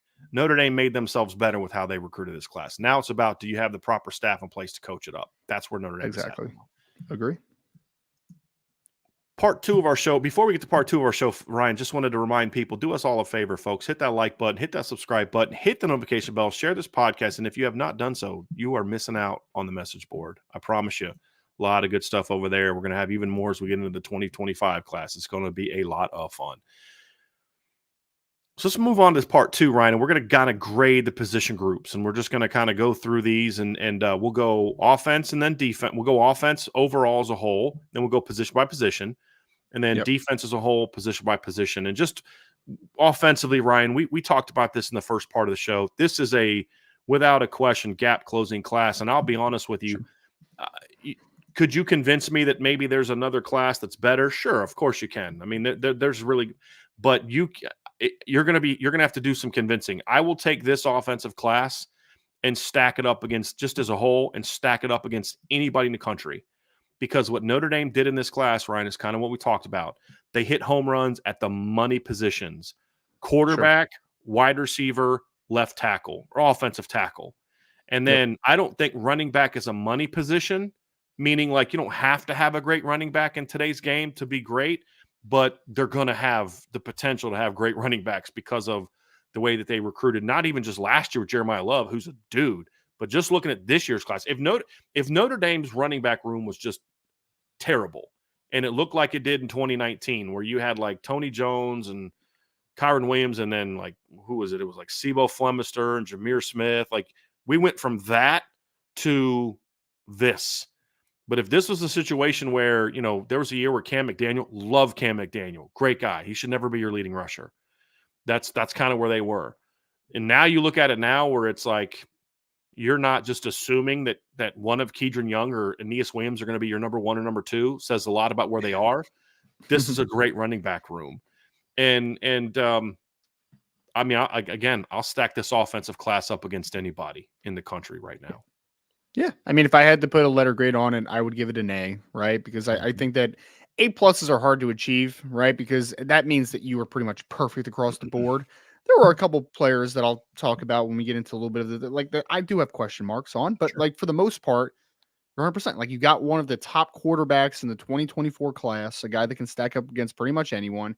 You got a deep running back room, obviously, of two guys. You got a 3-man class of wide receivers that are excellent. You hit a need at tight end with a good football player. You got a 4-man class of offensive linemen with one guy that has a very high ceiling. I mean, yeah, this is an A class. It really is, because you just, not only did you hit your needs, you hit your needs with really, really impactful football players potentially on the next level. And you hit the marks when you talk about depth. The fact that we're sitting in a class where Logan Saldate might be the 3rd wide receiver in the class, like, it's really good, man. Where we're sitting in a spot where Aeneas Williams might be the 2nd ranked running back in a class. That's very good, right? So Notre Dame got depth in this class offensively, and they hit their marks with high impact players in key spots as well. Your weakness of this offensive class is a guy that you and I have already said on record has arguably the best ball skills of any player in this class, regardless of position. I mean, that's your weak spot. That's the lowest graded position group for me in this class. And they got a good football player in Jack Larson, right? I mean, here's the thing. Somebody's got to be last, right? When you're doing a ranking, somebody's got to be last. When you're doing a ranking, somebody's got to have the lowest, or grade, somebody's going to have the lowest grade. And when you look at that, you're like, that's a good football player. I mean, on national TV this year, he forces a fumble of a sack of a quarterback who's one of the highest ranked quarterbacks in the country, and Jaden Davis, as a defensive end. Kid's a good football player. And that's your quote unquote, and I use that kind of in air quotes, Yes. Worst, position group in this class, right? Because it's just, by definition of, it's the lowest. But you had a good football player. But here's why, like, when I say I'd stack it up, here's exactly what I'm talking about. Who are considered the 3 best teams in college football right now? And we see it reflected in the rankings, right? If you look at like Rivals rankings for this class, you've got Georgia 1, Bama 3, Ohio State 5. Those 3 schools are doing it every single year. I mean, they're doing it every single year. And then this year, Texas is kind of there, and Texas is doing some really good things too. But we'll put Texas in there. Let's just go quickly position by position, and I'm just going to quickly I'll say why I feel the way that I feel. When I look at CJ Carr and I stack him up against 2 of those other teams have had, I'll absolutely take him over Aaron Noland, although I like Aaron Noland as a player. It's not that he's not good. It's just I like CJ Carr better. Texas signed a kid named Trey Owens, nice quarterback, big, strong kid, big, tall kid, I should say. I'll take Notre Dame. I'll take CJ Carr over him in any day of the week. Alabama, I agree with Tommy Rees that CJ Carr is better than Julian Sand. And how do I know that? Because Julian Sand wanted to commit to Notre Dame, but Tommy Rees said, nope, I want CJ Carr. I've always wondered how that dynamic is. Like Yes. Julian in his mind's Yes. like, Well, he can this just guy. say, "Well, Coach Freeman likes CJ better." That's and honestly, he Sure. should say that. I mean, you need to have that relationship. You can say Yeah. Coach Freeman liked them better, man. You know what I mean? Because Sure. he did like Julian. Don't get it twisted. Oh Tommy no, that was thought very probably highly yeah. of Julian saying, and if CJ didn't like Notre Dame, that's probably who Notre Dame's quarterback commit would have been in the 2024 class. I agree. And he's a very good football. Like I think Julian Sands, he's not a top 10 player. He's ranked. He's not, but I like him better than I like Jackson Arnold last year. That's for sure. I think Julian Sain's a really good football player. He's a I top 50 agree with football that as player, well. Yeah. you know, but I'll take CJ Carr over him. Go down and then Georgia because Ryan Puglisi, who I actually like. Have you had a chance Oh yeah, to the kid watch out of him? Connecticut, right? He's a good football player. Avon Right? Farms kid, right? Yeah. Yeah, he's He can good. I like run. him. He's got a good arm. But I like CJ Carr better. Look at running back. You know, Chancey Bowens and Dwight Phillips from Georgia, very good football players. Dwight Phillips is That is good, super yeah. explosive. I'll Yep. stack Notre Dame's 1-2 punch up against that. You can debate one's better than the other, but the point is you're there. You look at Sure. Alabama's running back room of Kevin Riley, good running back. That kid can play. We I'll just take flipped him, Notre right? Dame's right. I'll take Yep. from Miami, correct? Yep. I'll I take believe so, Notre yep. Dame's 1-2 punch over that any day of the week, with all due Sure. respect. Ohio State lost. They lost the Jordan Lyles kid. Their two running backs are James Peoples and Samuel Dixon. Samuel Dixon to me is a bit more of, he's a bit more of an athlete to me. James Peoples, I actually liked. I don't know if you had a chance to see James Peoples, the kid from I Texas. haven't seen James People. He's a good running back, No. Ryan. Like he's a good player, fits Tony Alford's style well. But he's not as good as Keedron Young or Aeneas Williams, in my opinion. And then Texas had a good running back. Jarrett Gibson's a very good running back, and so is Christian Clark. Oh, from But IMG, again, yes, Jared Gibson, right? Yep. but Yeah. I'll take Notre Dame's and I'll say I'll stack them up against yours. Is it better? Is it worse? We can have that debate. It's at least a wash, right? It's a Yeah. conversation. Yep. And then receiver is interesting because there are some of those like I actually like Alabama's receiver room better now because Ryan Williams is in it. But it's a debate though. And Rico Scott and Amari Jefferson are your next two. I really like Amari Jefferson. He's a really strong good player. He's really strong. Yeah. And so you could grade Bama's higher, but Notre Dame can say, but we can play with you with their trio. Same with the Ohio State 1-2. Is Notre Dame's top two receivers as good as Ohio State's? No, because Jeremiah Smith is one of the about only two receivers in this class that you can say definitively is better than Cam Williams. Did he sign yet? He did. He signed like at 11 o'clock last night. Apparently, Miami couldn't get quite enough money on the offer to get him to flip, but that was nuts. I was like, man, I hope they don't have their own Peyton Bowen situation. And Mylan Graham, I think, is outstanding. I think Cam Williams is better than Mylan Graham. I know a lot of people like Mylan Graham better, but Mylan Graham's not their one. He's their two, and he's better than Micah Gilbert. And at least right now. He can fly, man. Mylan Graham can fly. Yeah. Now, Notre Dame has a 3, and they lost Jeremiah McClellan, but I'll still say that one, they didn't need 3. And they got a great receiver class last year. So you could say that class is better. I would probably rank it better if I was doing a top 5. But again, Notre Dame's in the conversation. And then Georgia's receiver class to me took a hit.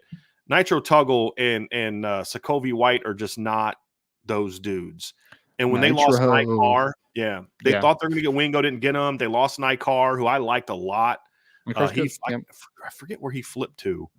I think he's one of the Florida schools, right? Isn't he Miami? I think so. I feel like it's Miami. I think Miami, because Miami flipped a lot of kids. Let me look, because I really liked Nikar. Yeah, Miami is where he went. Miami. I really liked his film. He was really good, the kid from Georgia. Yep. And then Texas has a very good receiver class with Freddie DeBose, Parker Livingston, and, of course, Ryan Wingo. And I love Ryan Wingo's potential, but I'll take him. I'll take Cam Williams over Ryan Wingo right now. I mean, just right now, I think right now he's a better player. That's a great receiver class from Texas. But again, Notre Dame can stack up. That's the point. And Georgia has a much bigger offensive line class, literally and figuratively. Their smallest offensive lineman is 295. And they signed 6. Their next smallest is 315. Then they have a 325-pound guy who's in the bottom 3 of size. I mean, they're massive. And their class is better, but again, Notre Dame's can stack up, and I'll take Gearby Lambert over their best offensive lineman and say I like that conversation. Notre Dame has a better O-line class than Alabama. They signed Casey Poe, who's a nice player, but not as good as I think Notre Dame's top 2. They signed William Sanders, in-state kid, solid interior player. They signed Joseph Ionata, pretty good football player. So that's not a typical Alabama recruiting class. Not Notre Dame's to me is definitely better than that one. Especially a year after getting Kaden Proctor and those dudes, right? Exactly, So, exactly. Which is also partly why they didn't necessarily have the need for a big offensive line class, because they did sign a big one last year, literally and figuratively. Ohio State's offensive line class is good. I like Notre Dame's better. Ian Moore is, to me, an overrated player, but still a good football player. The two Armstrong brothers are a lot like Styles Prescott to me. Not great right now, but have the potential to be very good offensive tackles. And then you have Gabe Van Sickle, who's okay, but I like Notre Dame's depth better. Texas had a really good offensive line class, but it's a smaller one. They didn't need a very big one. Brandon Baker, I think, is a touch overrated, but still it's very still good. Yeah. You've got Daniel Cruz is a good, tough, hard nosed, pretty decent athlete inside for them. And then Nate Kibble's a short, stout center guard type of guy that's okay. Like Notre Dame's depth is better than everybody but Georgia's in this conversation. So again, I just went through it and said, I like the tight end Texas got, Jordan Washington. Him and Larson are similar. I like Notre Dame's number one tight end a little bit better than the two kids from Ohio State, but they got two good ones. And then Bama got a pretty good tight end class. Caleb Bowden I like a lot. They got Jay Lindsey, so they got two. And then Georgia had a great tight end class in Connor Heinrich and Jaden Riddell. Right? Yes. So again, that's the one, but that's not a position. It's like if the only position you beat us at is tight end, I'm okay. Because part of the reason Notre Dame didn't get a great tight end in this class is because of how loaded they currently are in their current class. Sure. And so again, I'll take that class and stack it up against anybody and say, you might be a little better here, a little better there, but we're better than you here, and we can play with you there. And it's been a long time since you could literally go through all those positions and say, we can play with the best of the best on this side of the ball. And that's huge. Well, I mean, funny enough, it's going to be interesting when we get into our individual grades, but I didn't have a single player under a 4-star in the offensive side of the ball. I had a couple on the defensive side of the ball that I have currently as 3 stars, but I didn't have any sub 4 stars on the offensive class, which I think is kind of portraying what you're saying here is that the depth of the offensive class, especially, that is something that's unique, and it's actually a little bit different, I mean, than what we've been kind of accustomed to at Notre Dame. I mean, there's always those couple takes offensively where you're just like, I just don't get that one, right? Like there's always those couple. This year there really wasn't that one guy where I just look at it and say like, I don't get that, right? Like I don't understand that one. For the most part, I understood what they were trying to do, especially on the offensive side of the football. So yeah, I mean, I think it stacks, and ultimately that's been Notre Dame's big Achilles heel too. Is like offensively, Notre Dame needs to get better on the offensive side of the football consistently, and getting more talent on that room is going to be a big plus, obviously, as the coaching hopefully improves. The only guy that in the last year's class that I would have viewed as a questionable take was Christopher Tarrick, but it's kind of like, but Harry Heastand wanted him. So it's kind of like when Mike Mickens takes a corner I'm not sold on. It's like, you kind of like, okay, I'm going to give him I mean, Harry Heastand saw some in that kid. Wisconsin liked him. It was his hands, man. It was his route running ability in his hands, I think. Great. Hey, look, he tracks the ball well down the field, positioned his body perfectly to let it drop over the outside. Not sure how it's going to help him in pass pro, but it was wonderful to see. And it was not Tyson Ford he went against, everybody. They were wearing a scout team number. Okay. So just want to let everybody know that was not Tyson Ford. He does need to work on his celebrations a little bit for afterwards, but I mean, there's time for that, obviously. In his defense, yes, he is an offensive lineman, and you don't necessarily want them being great celebrators. You know what I mean? Because you kind of want blue collar guys. I'm kidding, obviously. Sure. So let's just quickly work through the position groups, Ryan, and just kind of hand out grades. We've talked a lot about the actual positions, so we don't necessarily need to do a deeper dive on it, but just some quick hitters on where our grades are. Did you do this, or are we just going to kind of go with mine? We can go with yours because I just did kind of the full class type of thing. Okay. So if you have a strong opinion on my grade, feel free to be like where you'd be different. Quarterback is easy. I'm with you. I don't give A+ out unless it's like Trevor Lawrence, the best by a landslide like just type of thing. Like no brainer generate. I love CJ Carr. He may be generational for Notre Dame, but he's not.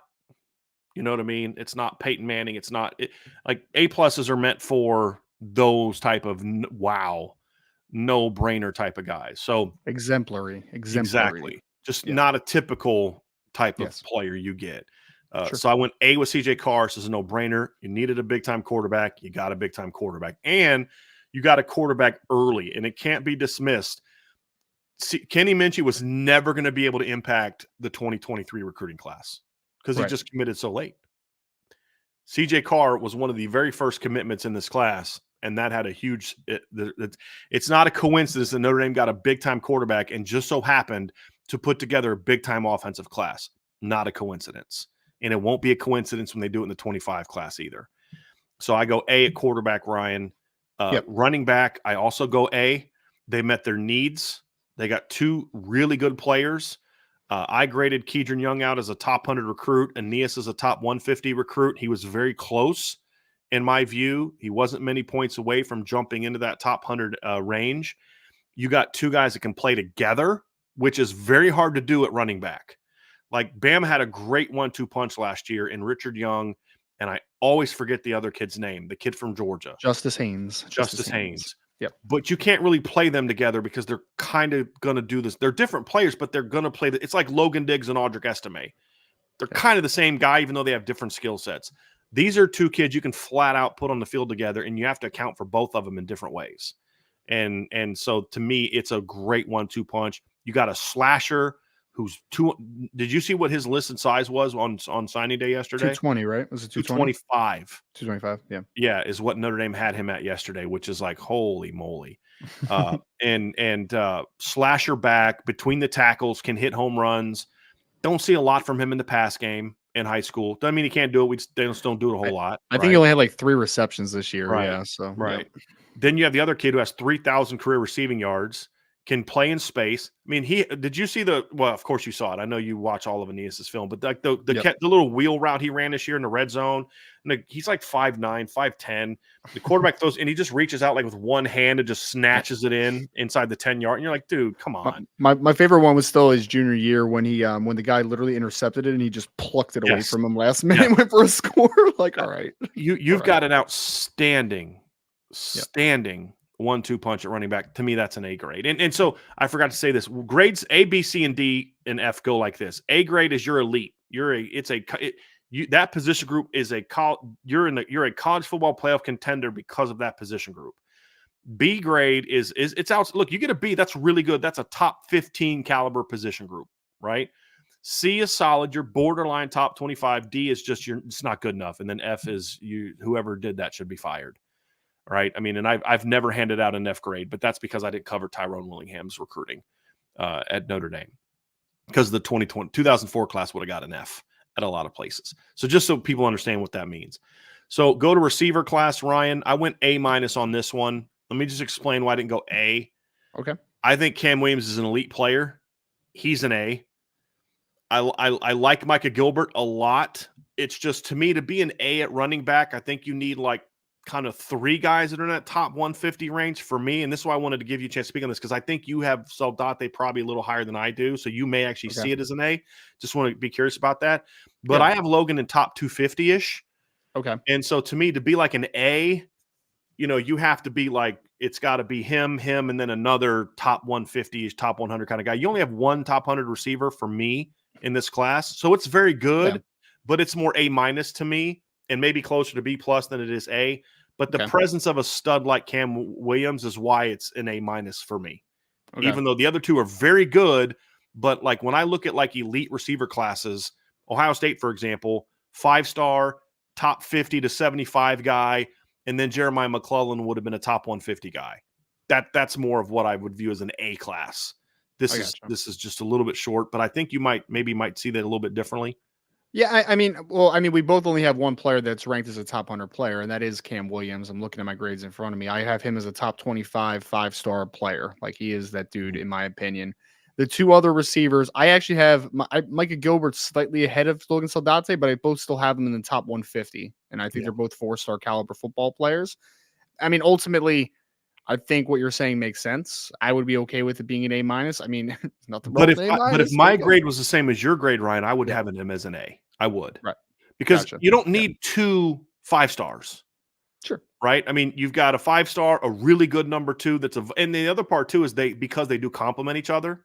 Yeah. And then so like I said, so A minus for me just because I don't have Logan as high as you do. Sure. But based on your grade, I completely understand the A grade. But we're splitting hairs a little bit. A minus on this one. Sure. Yep. Tight end room, I gave it a B minus, and there's 2 reasons for that. Clearly, they wanted a second tight end. Yep. Now they decided not to take one just to take one when they had some misses, but they wanted a second tight end, and so they came up short on numbers. And I like Jack Larson. I think Jack Larson is a top 15 to 20 national tight end type of player. But the combination of him just being top 15, which is what the B grade is, and then the fact that I think they did want a second and didn't get it, so I have B minus. And this is Okay. my lowest offensive. This is my lowest grade on offense. But they got a good football player. I love the compliment. I mean, last year, Ryan, you got a 6'6", 260-pound traditional line up and block and do the traditional tight end rolls. They wanted to complement him with somebody different, and Jack Larson is absolutely that kind of. So that's where they also get some high marks. Where I contemplated leaving it at just B is because I like the complementary nature. But I said, you know what? I'm going to wait to do that until I grade them together. I think it would make more just looking at it in this class. That's why I went B minus on this particular one. Yeah, we actually, I was looking at my ranking, and I have Jack as the second lowest ranked offensive player in this class. So I mean, I think we see it very similarly. It's still a top 250 player in my opinion, right? Right. But ultimately, there's some limitations to Jack. I mean, it's okay to say that, right? I mean, he's a 6'3", 215-ish pound tight end right now that is hopefully going to get it to the 235-ish mark, 240 mark, and be able to kind of work a little bit more in line. But he is a little bit limited in the sense that he's not the biggest kid in the world, and he doesn't have the greatest straight line speed of all time Right. either. I mean, he's a good player. Is he a difference maker, elite player? No, in my opinion. I don't think he's quite that, but he can be a very valuable member to a tight end room, which Right. again, that's part of why it isn't a failing grade or anything. It's a good, solid grade because he's a good player. Well, I think that's why I really like the comp that we've used for him in the past too, Ryan, of a Nick O'Leary. Because Nick O'Leary was never the dude in college. He wasn't. He was a consensus All-American, but that was more because of where he played, and they were the defending champs, and he had good numbers, but he had like 44 catches for 600 yards in his last. That's good, 6 touchdowns. That doesn't come anywhere close to the kind of production Michael Mayer had, right? Or Brock Bowers or Tyler Eifert or guys like that, right? He wasn't that kind of player. He was a really nice complementary weapon on a pretty loaded team for 2 years. And that's what I can see Jack Larson being. And that's why Nick O'Leary struggled in the NFL, because he couldn't separate. He just didn't have that explosiveness or the length to go win in the NFL. And that's really what we're talking about with Jack, to me, is the lack of size and the lack of speed to make up for the size. But as you said, this is a good football player. It's a good football player. Offensive line, this one is interesting for me, Ryan. I was back and forth on this one. And I was originally had it as a B plus, but I bumped it up to an A minus after re-breaking down senior film. The reason I had it previously as a B plus, even though it had a 5-star in it, is because I thought there was a gap between 1 and then 2, 3, 4, and I originally was much lower on Anthony Knapp. After watching senior film, Anthony Knapp was a borderline 4-star for me. I still have him just slightly outside of that, and that's one of those ones you and I disagree. I loved Styles Prescott's senior film. He's still very raw. He's a lot like Logan Thomas. There's still a lot of work that needs to be done there with his body and his game. But I thought he bended. Trying to think. I don't know the proper. There was better bend from him as a senior than we saw as a junior. Because I think you have noticed in the past, but he was very much a waist bender and looked a little tight. Styles looked tight. I still think he's kind of tight. But to me, as a senior, I thought he bended better. I thought his footwork improved. I think he's powerful. He's still not a top 100 guy. He's a top 150. I think maybe top. Actually, I think top 200 is where I have Styles. Let me just find Styles here real quick, because he's my number 7 guy, top 200. So he's not quite in that level, but the upside is there for me. And so when Anthony Knapp's grade went up as well, those two guys' grades going up is, to me, what went from B plus to A minus. But it's the one on offense that I felt the least confident in that grade, because there still is a lot of question marks with those two guys. You really Yep. only have two high floor guys to me in Gearby and Peter Jones. And so that's why this is one grade that I could look back and say my grade was too high in that class, but I do really like the upside in the class. Yeah. I would give it a B plus. I think I'm more on that because and we'll talk about Styles obviously a little bit, later in the show, but I still have my reservations with Styles a little bit. I do like Anthony Knapp more than you. I would say that 100%, but other than Gearby, I just think there's a pretty significant drop off to the next three regardless, though. Agree. I do believe that. So I think that there's multiple players in this class that I would say are kind of, they'll be solid depth pieces at least, but are there a guy outside of Gerby that I'm like, that guy is a foregone conclusion to start for Notre Dame and be a plus starter? I mean, we're in a little bit of a weird ballpark there, I think, potentially. So I would go B plus. I think it's a good group. I think that you have one very talented, potentially elite player in the class, in Gilby Lambert, obviously. But the other parts of the class, I think, are just, for the most part, I think you got good players. But did you get great players? I'm a little bit in between on that one.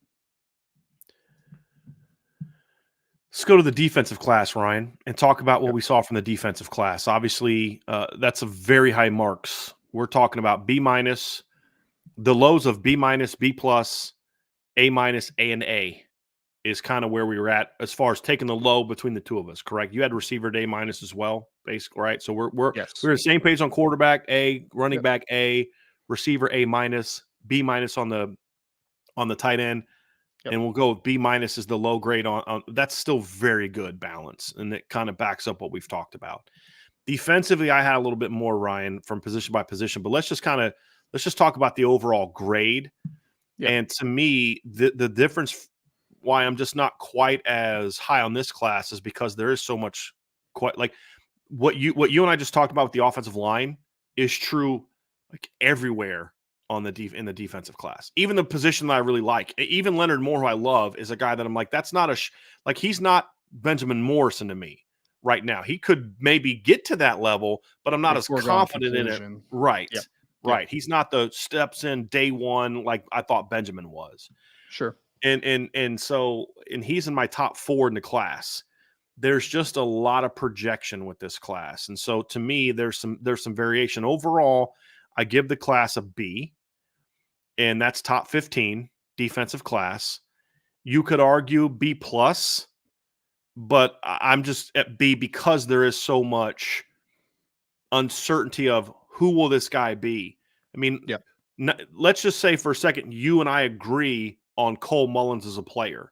Sure. The fact is one of the guys that we consider the best person in the class just missed the season with a broken fibula. That matters. Yep. Another one of the best players in the class, Bronte Johnson, missed half the year with a shoulder injury. Leonard Moore missed half the season. And then you talk about some of the boomer bust type of projection. That just brings the grade down for me. Having said that, what kept me from going lower than a B is all these question marks. There was a ton of production on this side of the ball from some of the kids, even though we have question marks about. And that kind of balances it. So B for me. Yeah, I would have. I also would have given it a B because I think you hit on one important thing: is that the guys that I went into the season having the most question marks about, I would say that they took big steps as seniors. Like even guys that we'll talk about that maybe I had a little bit of question mark. Like I thought Tabron Benny Powell had a much better senior year compared to what he has as a junior, showing comfort from depth and being able to play that safety position. Teddy Rizak, I thought, took a nice step. I thought Bodie Cahoon took a huge step. I mean, there were several guys that the question marks in the class, I looked at and said they had really productive and had plus senior seasons as far as taking massive steps forward. Ultimately, in the class, I do have. Let me make sure that I'm not misquoting this incorrectly. I have three players that ranked as 3.5 star players for me in the scale. Is it the same three, Ryan? Selviano, Rizak, and no, actually, you probably have Kennedy Urlacher on that one too. Huh? I do. I have Kennedy Urlacher, not to bust, but like I have Kennedy Urlacher, Tabron Benny Powell, and Teddy Rizak as my so basically, three we and a half flip stars. Selviano and Kennedy, and other than okay. Yep. So yeah, because Two of the three Selviano are the just same. because Sevillano was the fourth lowest, so he was just hit 4-star for me on your scale, right? Yep. So Mhm. yeah, so we had 3.5 star players in the class. So that tells me like, hey, productive football players, but a couple of them the projection takes a little bit of imagination, Yeah. right? Just a little bit of imagination. Some guys, it's not imagination, right? Like me watching Bronte Johnson, for instance, and saying, he just needs to get to 190, right? Like, and it should be doable. He's about 175 pounds. That should be doable. But me watching Teddy Rizak and saying, you're 195 pounds. If we're talking about what they want Notre to play Dame listed him him, at 185. right? So if you're talking about him being maybe potentially a will eventually, you got to pack 40, 50 pounds on that frame, man. Like, that's a Pack lot. 20 on just to be a rover, like Yeah. an every down rover at this point in time. So, Well, in between the two of us, Ryan, we have 4 guys so one of us graded 4 guys as a 3.5 star. And even some of my 4 stars are still guys that have some question marks. We both have, it would appear, Carson Hobbs is a 4 star. There's still some question marks there to me. I have Kennedy Urlacher as a 4 star. There's some questions there to me. There's some projection even with the 4-star grade. So even there's Bodie Cahoon is a guy we both have as a 4-star guy, minimum top 250 kind of guy, but he's still getting by right now on just being a really, really good athlete. Even his senior film, and I haven't seen it as much of it as I would like, but even the senior film we've seen, it's still very much he's just better than anybody else in the field. I can send you some more, by the way. Yeah, I got the plug over at Patrick Henry. So. Yes, I know, right? Guy came on our show. Send me some. So, But am I off base in that analysis since you've seen more than I have? I mean, he's still a guy. I mean, he's better than where he was. He looked more comfortable playing linebacker this year, but still a lot of what he does is that guy's just better than everybody else in the field. Yeah, I think a lot of projection there. I think he's definitely saw the game at a quicker note, which I think for me, going from 2022 where I was just like, that guy was just working in pursuit all the time because he just, saw things late and was just flowing to the ball because he only played 5 games at linebacker to where he was in 2023.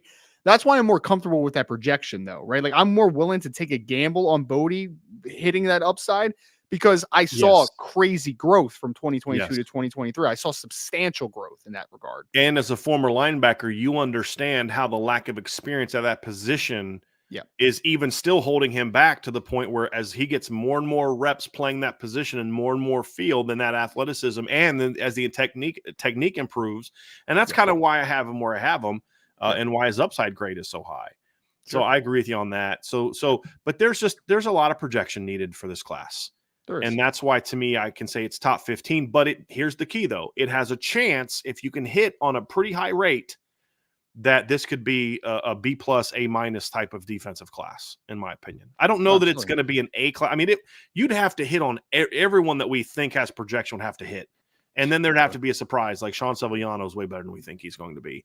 For it to be an A class, I think at best, if you have a pretty good hit rate in this class, you could have an A- class. But when you partner it with the offensive class, which is just A, you know what I mean? To me, it's very good because there are other teams. There's clearly top 15. There's going to be other teams with better defensive classes, but a lot of those teams that have better defensive classes don't have an offensive class can even sniff Notre Dame's offensive class. Right. And that's the difference. And I think a key thing for the defensive class as well is that the best players, the impact players you did get are potential superstars, right? Like it's not like they're potential really good players. Like I think that Kingston Viliamoasa, if he hits, well, I don't even say if he hits. I think Marcus Freeman even said in his press conference, Brian, that like he is the highest floor player in the class, right? Like Kingston's going to be really good. Like I think Kingston could be a superstar potentially on the inside for Notre Dame's defense. Bryce Young could be a superstar in my opinion, and then I also think Logan Thomas and Bronte Johnson could be superstars. Now they're a little bit more need projection than the previous two, in my opinion, especially Kingston. But ultimately, the best that you hit on, the impact that you hit on, I think could be superstars. Like not just really good players, not just great players, like potential game changers on a defense, potentially. Like they have that type of upside, I think. All 4 of those guys you just mentioned, Ryan, got 5-star upside grades for me. And you know who's the first guy outside of that 5-star upside grade? Bodie Cahoon. I mean, he's next for me on the upside grade thing. I mean, so to your point, there's a lot to deal with there. And I think this has to be said too. There's a comment from Arrow 5.20, and he said this, so I'm going to pull up what he said. If there's going to be a side which needs projection, I'm glad it's on Marcus Freeman's side of the ball. 100%. And that's a great point. That is a great point. If we need a projectable guy at cornerback, like working with Mike Mickens, cool, man. I'm good there, right? Exactly. Like, and honestly, same at safety. I have issues with him as a recruiter still. And hopefully he can eliminate those in 25. But the one thing you say is there aren't a whole lot of safety coaches that have turned as the kind of rooms that he's inherited into what he has. The one kid he's had with just really great ability, he turned into an All-American. Yep. And he turned DJ Brown into a quality part of an elite Notre Dame had an elite secondary this year. Yep. They were ranking top 5 in almost every category in the past game. And they played Caleb Williams. They played Ohio State. I mean, they played some good offensive. They played Louisville as an pass offense. It was near 300 yards most of the year. Yep. And they still were top 5 in every category. And you can't be that if DJ Brown sucks. DJ Brown was a good football player for Notre Dame this year. And honestly, probably shouldn't have been when you just look at his God-given ability, but he's smart and he had a coach that could get the most out of him. Yeah. And props to that. But so you at least know the development's going to be there. And that's something that makes me feel a lot better. I feel a lot better about Al Washington being able to develop some of these guys now than I did maybe a year ago at this time after what we saw from this season. And especially from what he did with Javonte Jean-Baptiste. Yes. And I mean, just like, okay, yeah, that's impressive. That's impressive. Pretty much agree. So let's go position by position, Ryan, if you don't mind. Let's talk about we'll start with the defensive line. Now, for me, for defensive line, I kind of throw it all together. I mean, you could break it down to D tackle. I kind of like putting it all, kind of like offensive line. I was putting it all together. Yeah.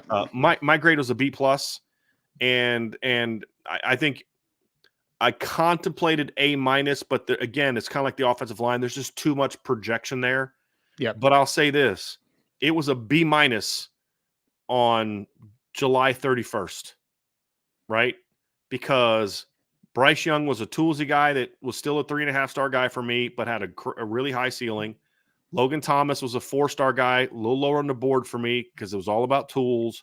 Yep. And I was really worried about Cole Mullen's leg injury. And I was not high at all on Sean Silviano. Like, did not understand that. I mean, I understood why they got him. Big kid, 320. He on the thing yesterday, he was 6'1 and a half, 325. Like, you needed that beef. I understood why they got him, but I just was like, I don't know. Even though I still don't have him as a 4-star, I feel a lot better about. I mean, that kid can play for Notre Dame, right? Sure. He can play for Notre Dame. Bryce Young went from toolsy but long way to go to that's one of the best defensive ends in high school football right now. Yes. And then Logan Thomas, I still have a lot of the same question marks about Logan because his body's got to fill out and all that. But you're like, this kid played the best competition in the state of Ohio and had double-digit tackles for loss, 9.5 sacks, 9 forced fumbles, played really well on national TV. And over 120 tackles. Exactly. Like and you're like, that kid, so now if Cole Mullins didn't get hurt, I'm at an A- on this D-line class. Okay. His injury plus the projection of the other two is why I'm at B+. But if you were to tell me you think it's higher than that, Ryan, you'll get no pushback. No, I was actually more in the B+ range anyway, because I just look. I the defensive line recruiting ended up being a lot better than I originally thought it was going to be, because I mean I was right there with you with Sean Sevillano. I think that Sean Sevillano showed me that at some point we just have to look past and be like, hey man, like some guys might not look the part, some guys might not be that, but like the production's crazy, man. Like it's just crazy. It's insane. So you look at that, and then you look at Bryce Young taking the massive step he did. Like, it's not like that Bryce Young just went from, 3.5-star to like borderline 4-star and he's a good player, right? No, he went from 3.5-star, because we were on the same page there, to 3 sacks as a junior, Ryan. I know, but he turned himself into a potentially elite prospect, potentially. Like, he's that type of dude. I mean, I have him as a top 50 kid. I think that he is that type of guy, right? You told me that when you were watching this film, and I was like, oh, okay, sure, Ryan. Dude, okay. I was watching. And I watched like 2 games, and I was like, "Oh my gosh! Like this guy is just nuts." If you would have showed me his junior tape and then sent me his senior tape without it being like without the name on it, I would not believe that they were the same person. I just wouldn't have believed it. I would not have, honestly. He's bigger, he's longer, he's more explosive than he was as a junior. He hit all those marks, and he's a little bit more technically sound. Like, it's still a work in progress, but him having his father there gives me a lot of like, yes, I think that he can get there because he's working with his father, and then he'll work with Al Washington, and we're going to get coaching from both sides of the coin there too. You know what I mean? So yeah, he'll take a nice step forward. I thought Logan took a big step. Logan's thing is just about his body maturing, man. Like, his body just needs to mature. He's long as heck. He looks like Keon Keeley did as a sophomore. Right. Physically. He's long as heck, man. Right. And you look at him and say, like, he's probably playing at like 210, 215. He could easily be 245, maybe even 250 when it all is said and done, potentially.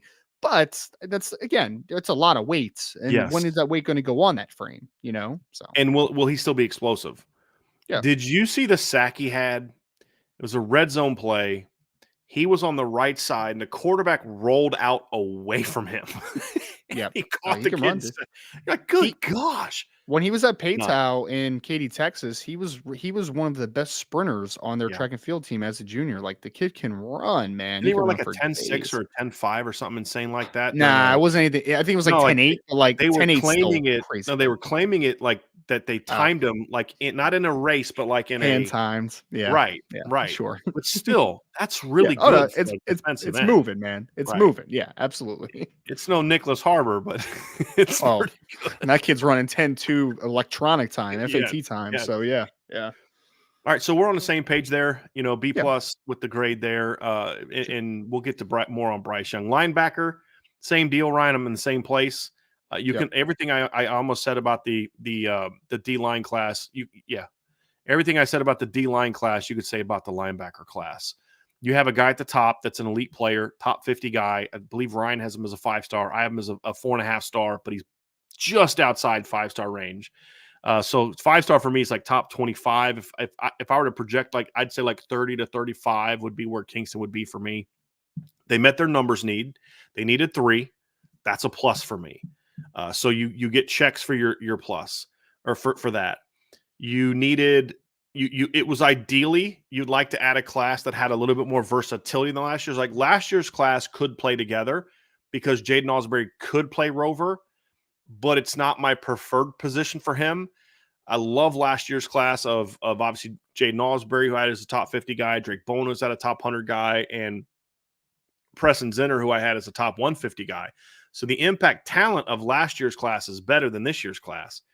But the issue with last year's class was, to be honest with you, is they were all kind of ideally inside linebackers.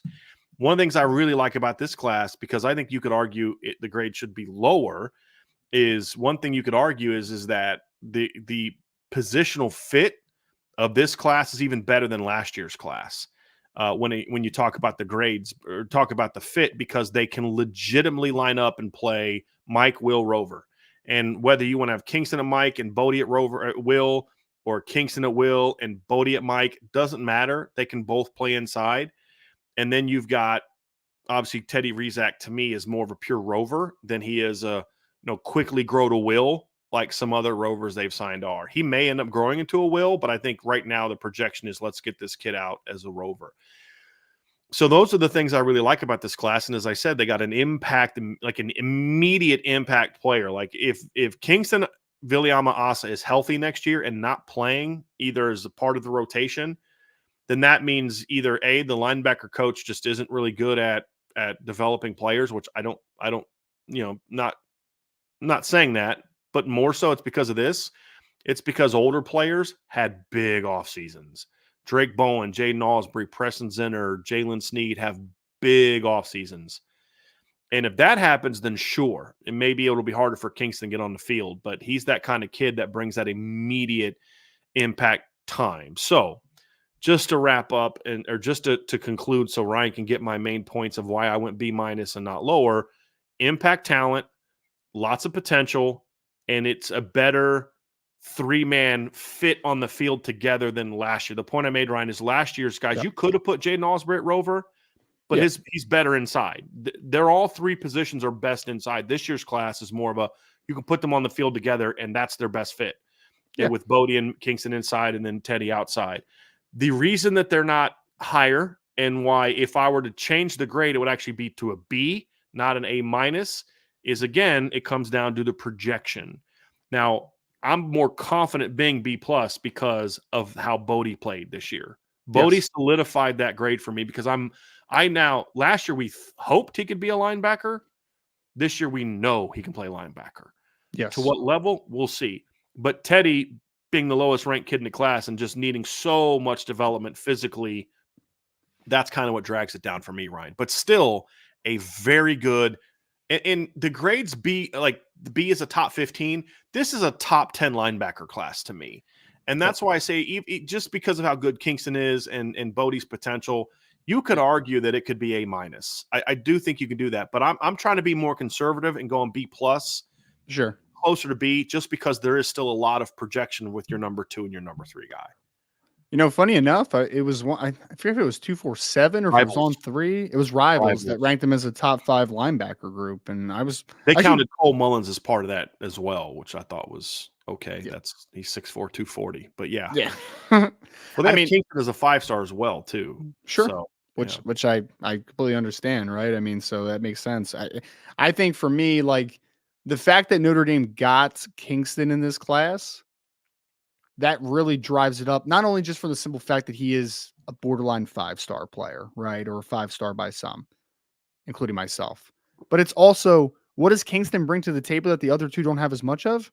The floor he has, Yeah. man. Like I can't imagine a world, and anything could happen. Like we're not talking in absolutes here when we talk about evaluation, but I would just be about shocked if Kingston Viliamu-Asa was not at least a very good player on the college level. I would be Yes. shocked. I would be shocked about that. Ryan, this is what I said before you joined. Yep. I said he's the kind of guy too that you expect to play early, and the only way he's not playing right away, and like just even as part of the rotation, is one or two: either you don't have a guy that can coach linebackers, which I don't believe to be true, Yep. or B, the guys ahead of him, the older guys, have big off seasons. Like that's it. I mean, he's that kind of guy because that's the floor. It's like this kid can help you Yep. now. Well, Like this isn't a down the road in a couple years. No, this kid's gonna help you now. Yeah. We talked about that yesterday. We talked about like who are guys that are too good to keep off the field, and that was Kingston for me. I'm like, do you necessarily need him in 2024 if Drake Bowen's your guy and Nolan Ziegler gets back and Jay Nosbury and all these dudes are the guys we think they can be?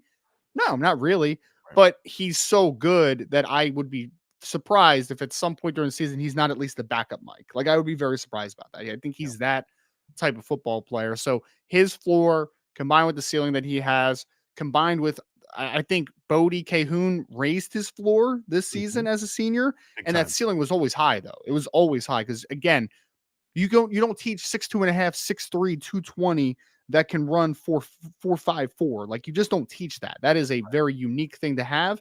His safety background, I think, is like super interesting to his evaluation long term as well. We're talking about him playing in space and doing that type of stuff. Teddy Rizak is the wild card to me though, Brian, and he because I have my hesitation about Teddy as a player. I do. I still have it. But if Teddy is nearly what maybe Notre Dame thinks he can be, because they then love that kid, Ryan. Right. Like they would watch our show and be like, "Yeah, we agree with a lot of what you say." Yeah. That's the one they would be like, "You guys are way off on that kid." Yeah, we'll see. I mean, And now he's so Washington would tell us skinny. we're nuts about Sean Sevillano too. He loves him, and that's the thing is there's Yeah. conviction there. This is what Yeah. I like though, Ryan, with them. There's conviction. This isn't a kid they took because they were scrambling. Yeah. There were other guys on the board they could have got that you and I would be much happier about than Teddy Rizak in his class. That were on the board that Notre Dame had a legitimate shot to land. They chose to take Teddy Rizak. So there's conviction there, and I will give them that, but I can't grade them because they're convicted of it. Right. We've got to be convicted of it, and you and I are on the same. I love the athlete. Love the athlete. That kid's a football player, Ryan. Yes. But listen, I coach kids at the D3 level that were phenomenal football players. That just as far as their ability to play football was as good as anyone that I've seen at the Division I level. I had a cornerback named Rob Rodriguez that my guys went against every day in practice when I was at Christopher Newport, D3 player. He got an invite to the Kansas City Chiefs. You know why he was at Christopher Newport, not playing at UVA, dominating? Because he was 5'6", 150 pounds.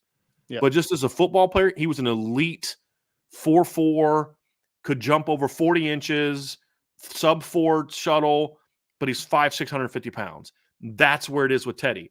I love the kid as a football player, but projecting him, he's 185 pounds and has a very skinny frame. Yes, that's my concern. He looks like a safety. Like he looks like a safety. He doesn't look like a linebacker. His film, Ryan, is really, really good. But this is where we have to put our analyst hats on and say, but how does that project to the next level? I coached at Division III level guys that rushed for over 4,000 yards in high school. They were Division III running backs because that great high school film did not project to that next level. And that's my concern with Teddy. Because the problem is that if you're like, let's say he's just a long-term rover, like that's all the position, that's the only position he ever plays. Cool. there's still going to be times where a team's going to go to heavy personnel where you're going to have to get tucked. You're going to have to be tucked, and you're going to have to play a true linebacker spot as a Sam, basically, right? You're going to have to play that. You can't be 185 pounds at that spot. You just can't be. And then, but the weird part about his evaluation is we've heard that Notre Dame, and this was actually Matt Bayless that had projected this, that projected in that he could be 230 pounds or something Yeah, like that. I And I'm don't just see like, that. yeah, I'm just like, I mean, if that happens, awesome. If he's able to maintain his athleticism, then that Yeah, completely changes the table. But like, we're yeah. talking about 185 to 230. I don't That's a see it. big I jump, view him as man. a pure rover, Ryan. I don't know about I you. I do see him as a too. pure I do rover. I too. just and I hope that they don't try to put I that's 50 pounds, Ryan. I mean that's I I mean actually that wouldn't be opposed to him just playing safety, to be honest with you. right. But like Rover, Or sure. let him Like I, be a 205-pound, really rangy rover. yeah, Like yeah. I could see that because he's got really good ball skills. He flips his hips really nicely. Oh, he's very smooth. Yeah, yeah. Yeah, I mean, and if he runs the 40 time that we're told he runs, I could see him being a center field safety. I mean, I could see that being an alley safety or a guy that could play the post at times. But Yep, as a linebacker run, I just don't see it. And that drags that's to me what keeps this from being an A- grade. it's fair. It Yep, is. Let's go to the next position, Ryan. That is cornerback. sure. Again, I like this class a lot, but it's just not in that elite category. I went B plus. Again, if I were to change it, I would probably go down to B Okay. than going up, just because I still don't view Carson as a top 100 guy. I have him in the top 250. As much as I Okay. love him, I mean, there's still some technical stuff he has to improve upon, and I just need to see more than just 1 year of it. But I'm a lot more confident. He's the reason it's a B plus, and I mean that in a positive way, because it Mm-hmm. would have been lower before the season because Fair. I wasn't sold on him. And then Leonard Moore, I love Leonard Moore, but it's hard for me to give you an A- or an A grade when I don't have any of your players at your position in the top 100. I can't do it. But Yep. Leonard Moore's potential, because I think Leonard Moore, if he hits and he's as good as gets to his potential, can be every bit as good as Cam Hart to me. Like different, but like Funny that kind of enough. impact. Funny enough, I asked Leonard Moore yesterday, out of the two corners that Notre Dame had starting this year, Benjamin Morrison and Cam Hart, is there one that you see yourself in? And he said Cam Hart. He's like, Right. because we're both long and we both Right. can kind of have that. He's like, I'm not afraid to come up and hit, and like I can He's play the not. screen game and do that type of Yes. stuff too. So He's a yeah, he's a physical corner in route, and he's a yep, physical corner coming downhill. He's just 185 pounds, right? I mean, but yes, but for him, you only need that like 10 to 18, and he's going to be fine. You know what I mean? yep, Like, it's a different deal. But I love the kid. He's got great long speed, like Cam did.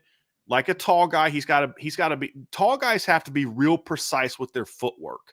And if yep, you go back and watch Cam in 2021 and the first half of 2022, and you compare him to the end of 2022 and into 2023, the biggest difference for Cam to me was his footwork.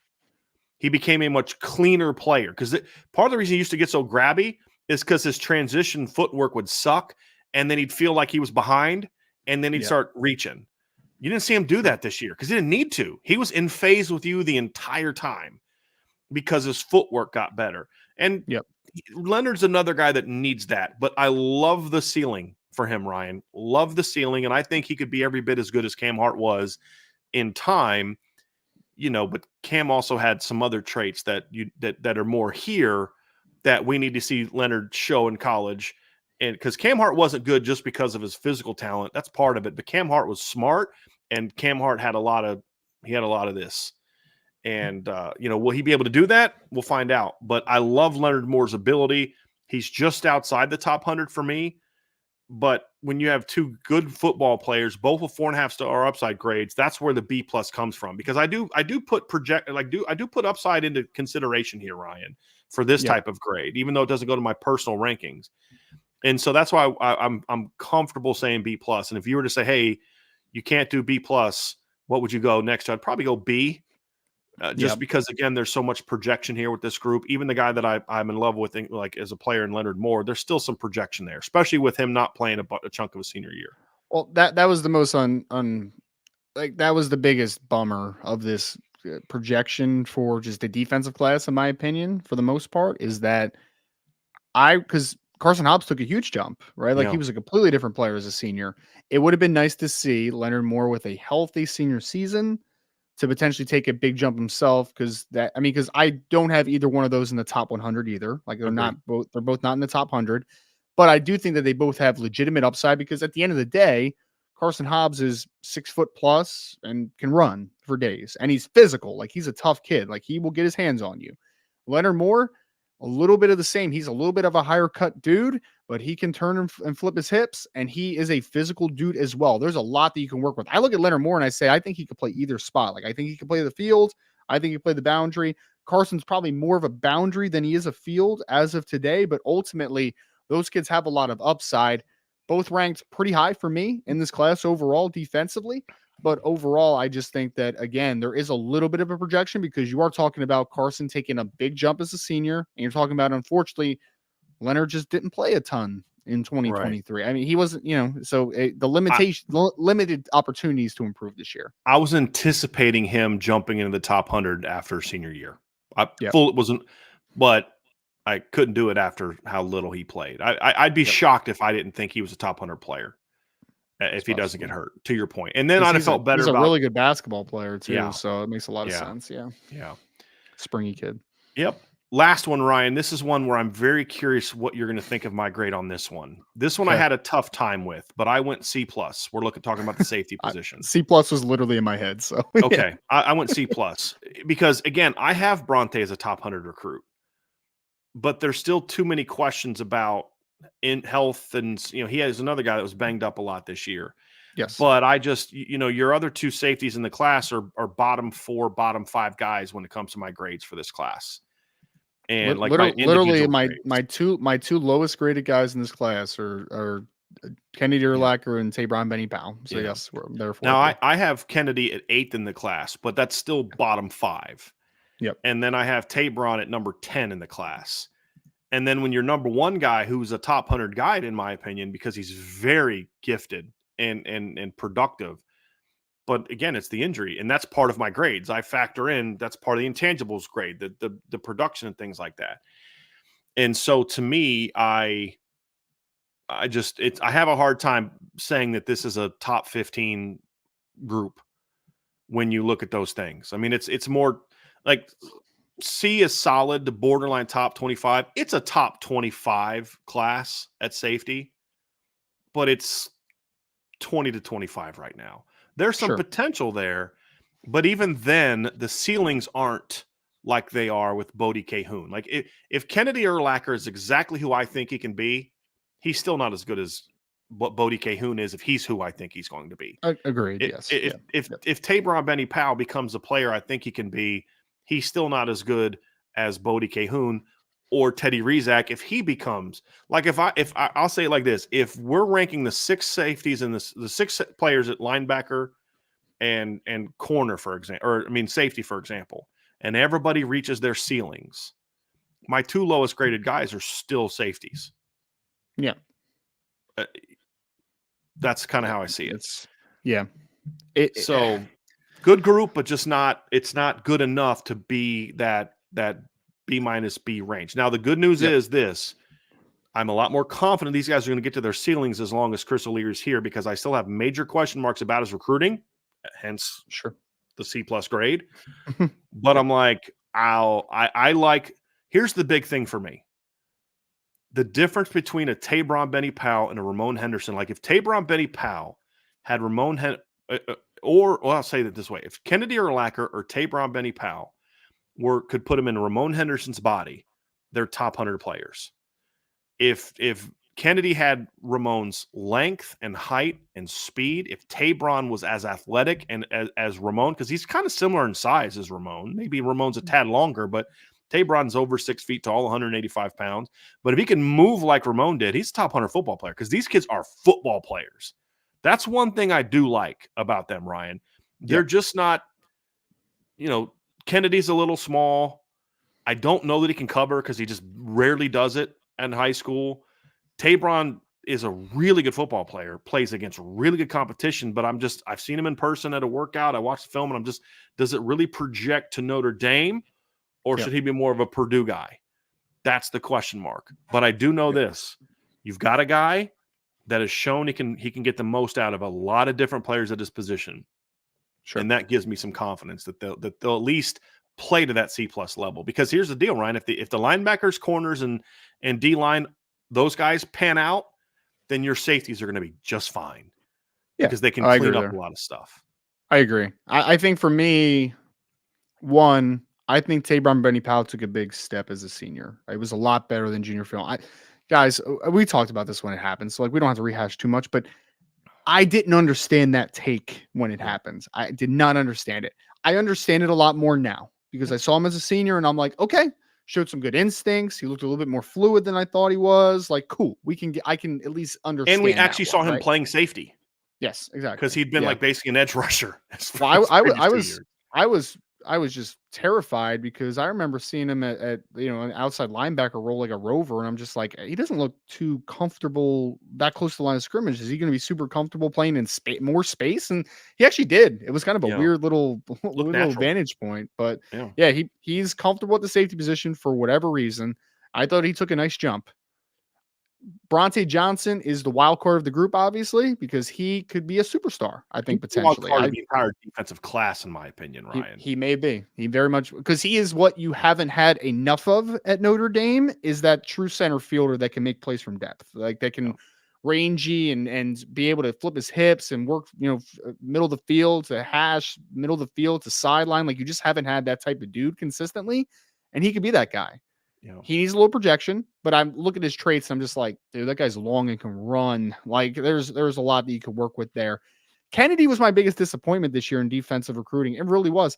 I watched him as a junior and I'm like, okay, I get it. I understand it, right? I understood it from the jump. And I just wanted a jump as a senior and I just didn't see kind it, of the man. same guy. Like I just he did. Yeah, his stats were like eerily similar. He had one interception and one pass breakup as a senior. I'm just like, where's the ball production, man? I don't think you're a bad athlete. I think you're a good athlete. I think you're super physical. Where's the production, man? Like it just didn't come as a senior. So I'm gonna have optimistic hope for him developing the next level, but just didn't take a huge step. Let me say this about Kennedy, Ryan. Yeah. I have him ranked higher than you do, and we're going to get into that here when we get into the rankings. But you and I are kind of similar this way. If I'm convicted about something, I'll debate it. I'll argue with you. Like I used to argue about people with Benjamin Morrison all the time. With Kennedy, I have him higher, but I argue with no one when it comes with the people who don't think what I think about him. Because I see it. I see the concerns. I see the question marks. So I get that. And I have my reasons why I have him where I have him. I think he can run. I think he's physical. I think he can absolutely carve out a really good niche. But the reason that I would say if I'll say this, if I'm going to miss on a guy and you say, who's the one guy you think you might miss on defense, he'd be it. Because I just have never seen him really cover. My ranking of him is 100% pure projection about how I think he can cover based on his athletic tools because I hardly ever see him do it on film. Just got to be honest about that. Which is troubling because he plays from depth a decent amount, right? Like you see him range from like depth a lot, and yet he doesn't make a ton of plays in the passing game. It's just very strange. Very strange. It's a concern. So that's going to do it for our grades. We're going to go to our rankings next, and there might be some news coming out here pretty soon that we'll kind of get to here in a little bit. But before we do, folks, do us a favor, hit that like button, hit the subscribe button, hit the notification bell, and share this podcast. And if you have not already done so, go to boards.irishbreakdown.com and sign up. I promise you all, you will love what we have to do. Give it to yourself as a Christmas present. Give it to a loved one as a Christmas present. Whatever you want to do, just we would love for you to be part of that community, and I think you will love being part of that community. So, Ryan, we went through grades of the two classes. We're very similar on where we are with those. So now let's do a couple things. We're going to go through the offensive and defensive classes, and we're going to give our player rankings. And the way we'll do it is I'll just kind of go through and just list my 11 on offense and then just give a little beginning, just a little brief, I should say, of why what I think of the guy and why he's there. Not going to be too in depth because then this show could go on for 4 more hours, right? If you and I start breaking down each one of these kids, this show is going to be longer than yesterday's show. That's just the reality of it. And then, so we'll rank them and then I'll kind of briefly just go through my upside grades. I won't dive into the upside grade as much. I'll just kind of give it of what I think that it is. And then we'll kind of, and then I'll have you do offense. Then we'll do defense and do it the same thing. So I'm just going to begin here. You ready to roll? Does that sound like a plan? All right. Yes, So sir. here's my, and we'll just give our grade for each guy too, like the range. So Yep. my number one player in the class is Cam Williams. I had CJ Carr there for most of the last year. Cam was just really special for me as a senior, and just, his points graded out. I had him as a 4.5-star kid coming into the year. His ability to dominate in all phases of the game, his speed took another jump. And honestly, one of the things that had the biggest impact for me, Ryan, was watching him on defense. I'm like, this kid could start at the Power 5 level as a safety. He's a football player. CJ Carr was number 2. He was not very far behind Cam in grade. I think Cam was like a 709 and CJ was like a 707. And then Gearby was a 706. So like they were all very close. With CJ Carr, I get why some people don't have him as a 5-star. He's not the biggest guy. He doesn't have the cannon for an arm. He's a good athlete, but he's not a guy he's not going to do what Riley Leonard did in college as a runner. He's not that kind of guy. But for me, at quarterback is the one position where those physical traits mean the least to me in college. He has the elite trait. He's elite in the areas that I think you need to be elite. He's incredibly smart. He has a great feel for the game. He's a leader. He's got great arm talent in that he's got a great release. His release point is incredibly consistent no matter what arm angle he's throwing from. He can throw on the move. He can throw under pressure. He knows how to change speeds. Like all the things that I love about a quarterback, he has, and that's why he grades out as a 5-star for me. And he's got some guts. And a lot of kids like him who are kind of that really smart guy, they don't want to make a mistake. If anything, sometimes you're like, CJ, you don't need to try to fit that ball in between 3 people, man. But he's got some guts that you need to rein in a little bit. And I'd much rather have that than, can you please just try and make that throw just once? He's got some of that guts, and you're going to have to live. Sometimes his confidence in his arm, he's going to write some checks that his arm can't cash. That's just the reality of it early in his career. But as he gets stronger, I think you'll see some of those things. But CJ has a lot of arm talent, Ryan. And so he's a 5-star for me at number 2. Gearby is number 3. And honestly, the reason he is number 3 and not higher is because he's still a bit of a work in progress. But I love this kid's senior film. He was physical. He played with much better technique, even though that still needs a lot of work. He's incredibly long. I mean, insanely long. He's big. He can play either tackle spot. This is just a dominant football player. And he just looked more comfortable being an offensive lineman this season than he did last year, as a junior. So last year he was all about tools and projection. This year his film actually looked like a big-time football player. And so that was obviously good to see from him. He's number 3. I graded him also as a 5-star, top 25 player. Next is Kedron Young, 4-star player, top 100 grade. Love this kid. Played on a bad team this year and still produced at a very high level. Ryan, I think you had his statistics this year. I think he played 9 games. I think only nine games. I think this year maybe 10. And still rushed for. Let's see. Ryan had him down for 1,366 yards and 15 touchdowns, and played on a really bad team last year. A little bit better team, not a great team, but better. He was at 1,751 yards, 7.4 per carry, 19 touchdowns.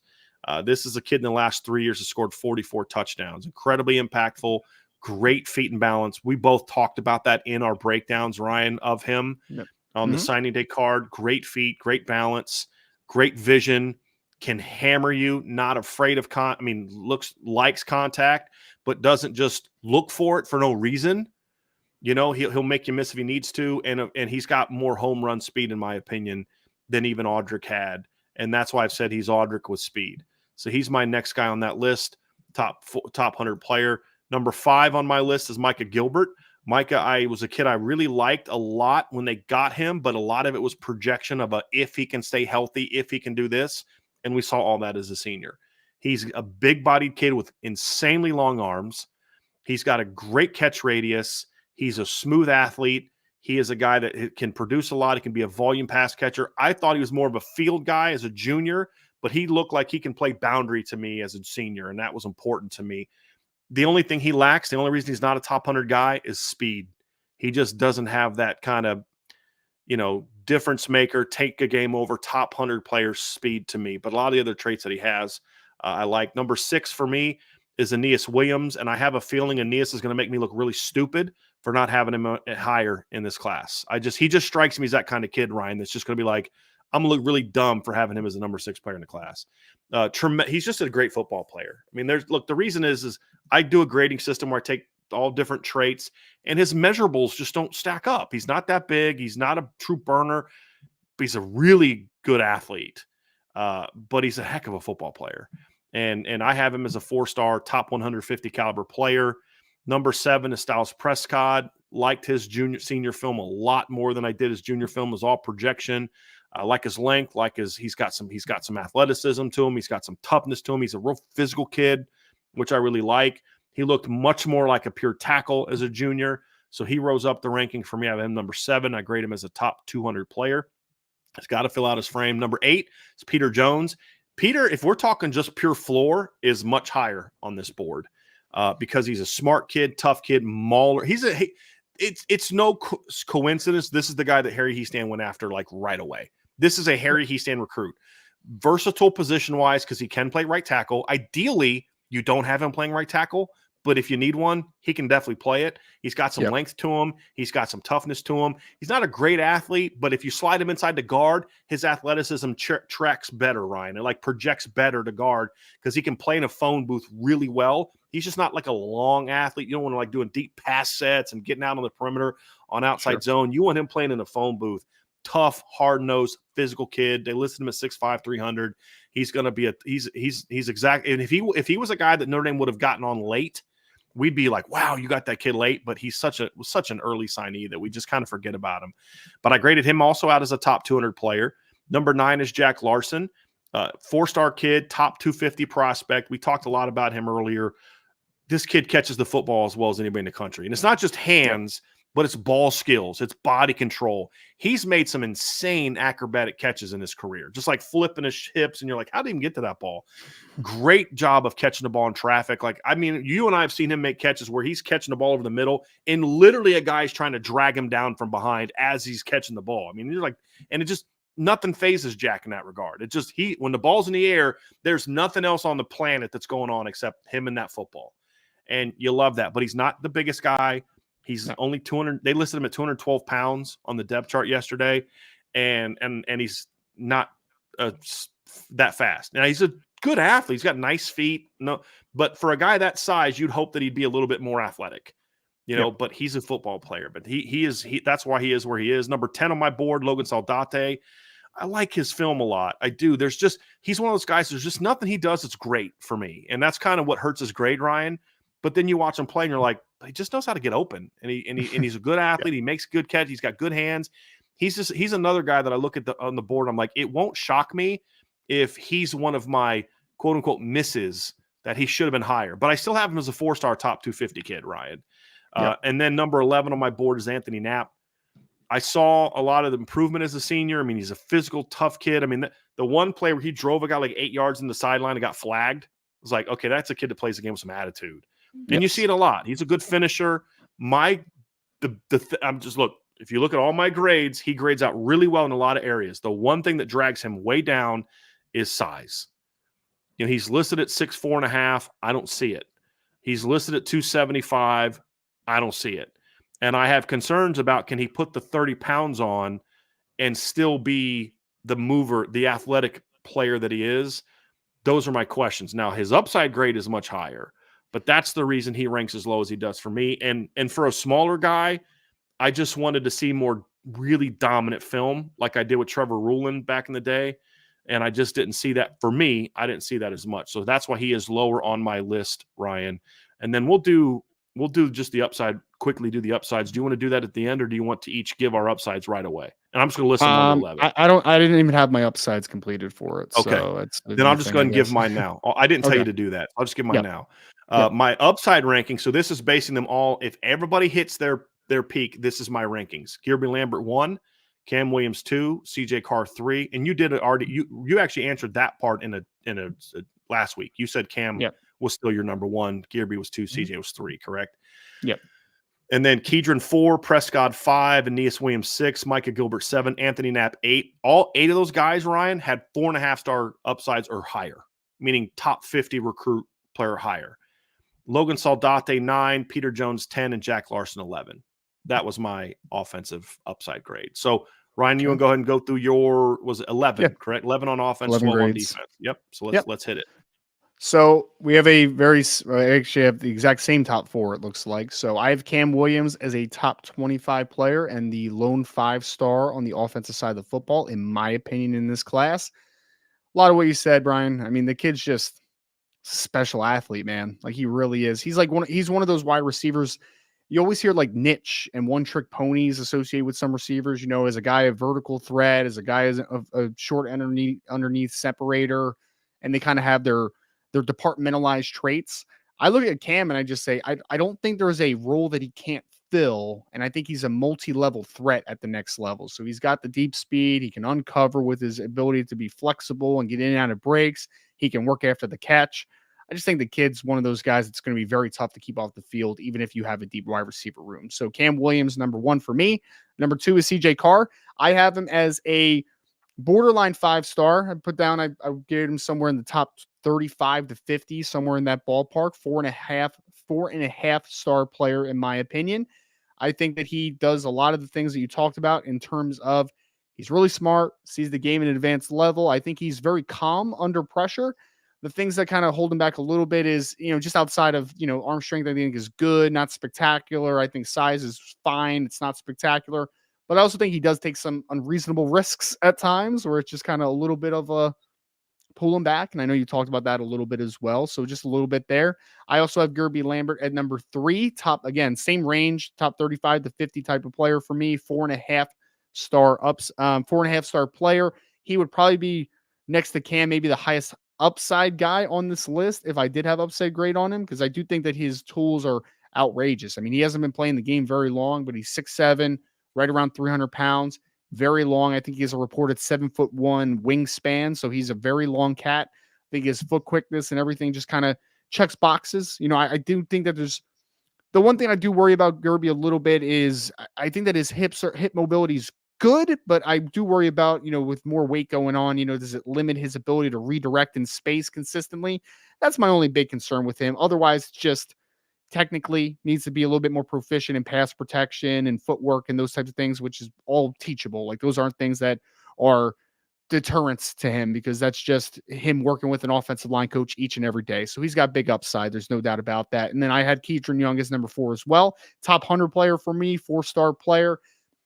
He is just one of the best pure runners in the 2024 class, as far as he is 5'11", 220, 225, physical downhill runner who has really good vision and good short area quickness. I think he really sees the game at an advanced level. The things that are going to hold him back a little bit, just as far as like pure projection, is passing game is just a pure question mark. Like, I mean, I haven't seen any film of him in pass protection. I've barely seen anything of him catching the football. I know he's a versatile, really good athlete. I think he can do it potentially, but I just haven't literally seen it on film enough for me to be comfortable there. I had Micah Gilbert at number 5 on this list, top 150 player, 4-star, 6'2", 205, does everything you would expect a big receiver to do. Can be super physical, can get off a press, can work down the field and win with his size, back shoulder game. But his improvement that he made from a junior to a senior in terms of just short area explosiveness, I thought he got point A to point B a lot faster in 2023, excuse me. And he was able to stay healthy, obviously. He always had the nice route running to him. He also always had size, always had good ball skills. But the fact that he showed a little bit more explosiveness in 2023, I thought he took a massive step this year. Next on the list at number 6, I have Aeneas Williams as well. Top 150 player for me, 4-star. Just does everything well. Like, is there one dynamic trait that's elite? I would say no, but I mean, he's got good solid power. He's got good speed. He's got good hands. He's just a really good player overall. So he's number 6. Number 7, I have Logan Saldate, also a top 150 player. Another one, he's a short underneath separator. He can get in and out of breaks. He's got good short area quickness. But again, I think I saw a little bit more speed as a senior than what I saw in his junior film. I think that he can really get to point A to point B a lot faster than what I saw. So I think that he has a little bit more ability to push the ball vertically than I thought that he did early on. I thought he was just a pure after catch receiver when Notre Dame first got him.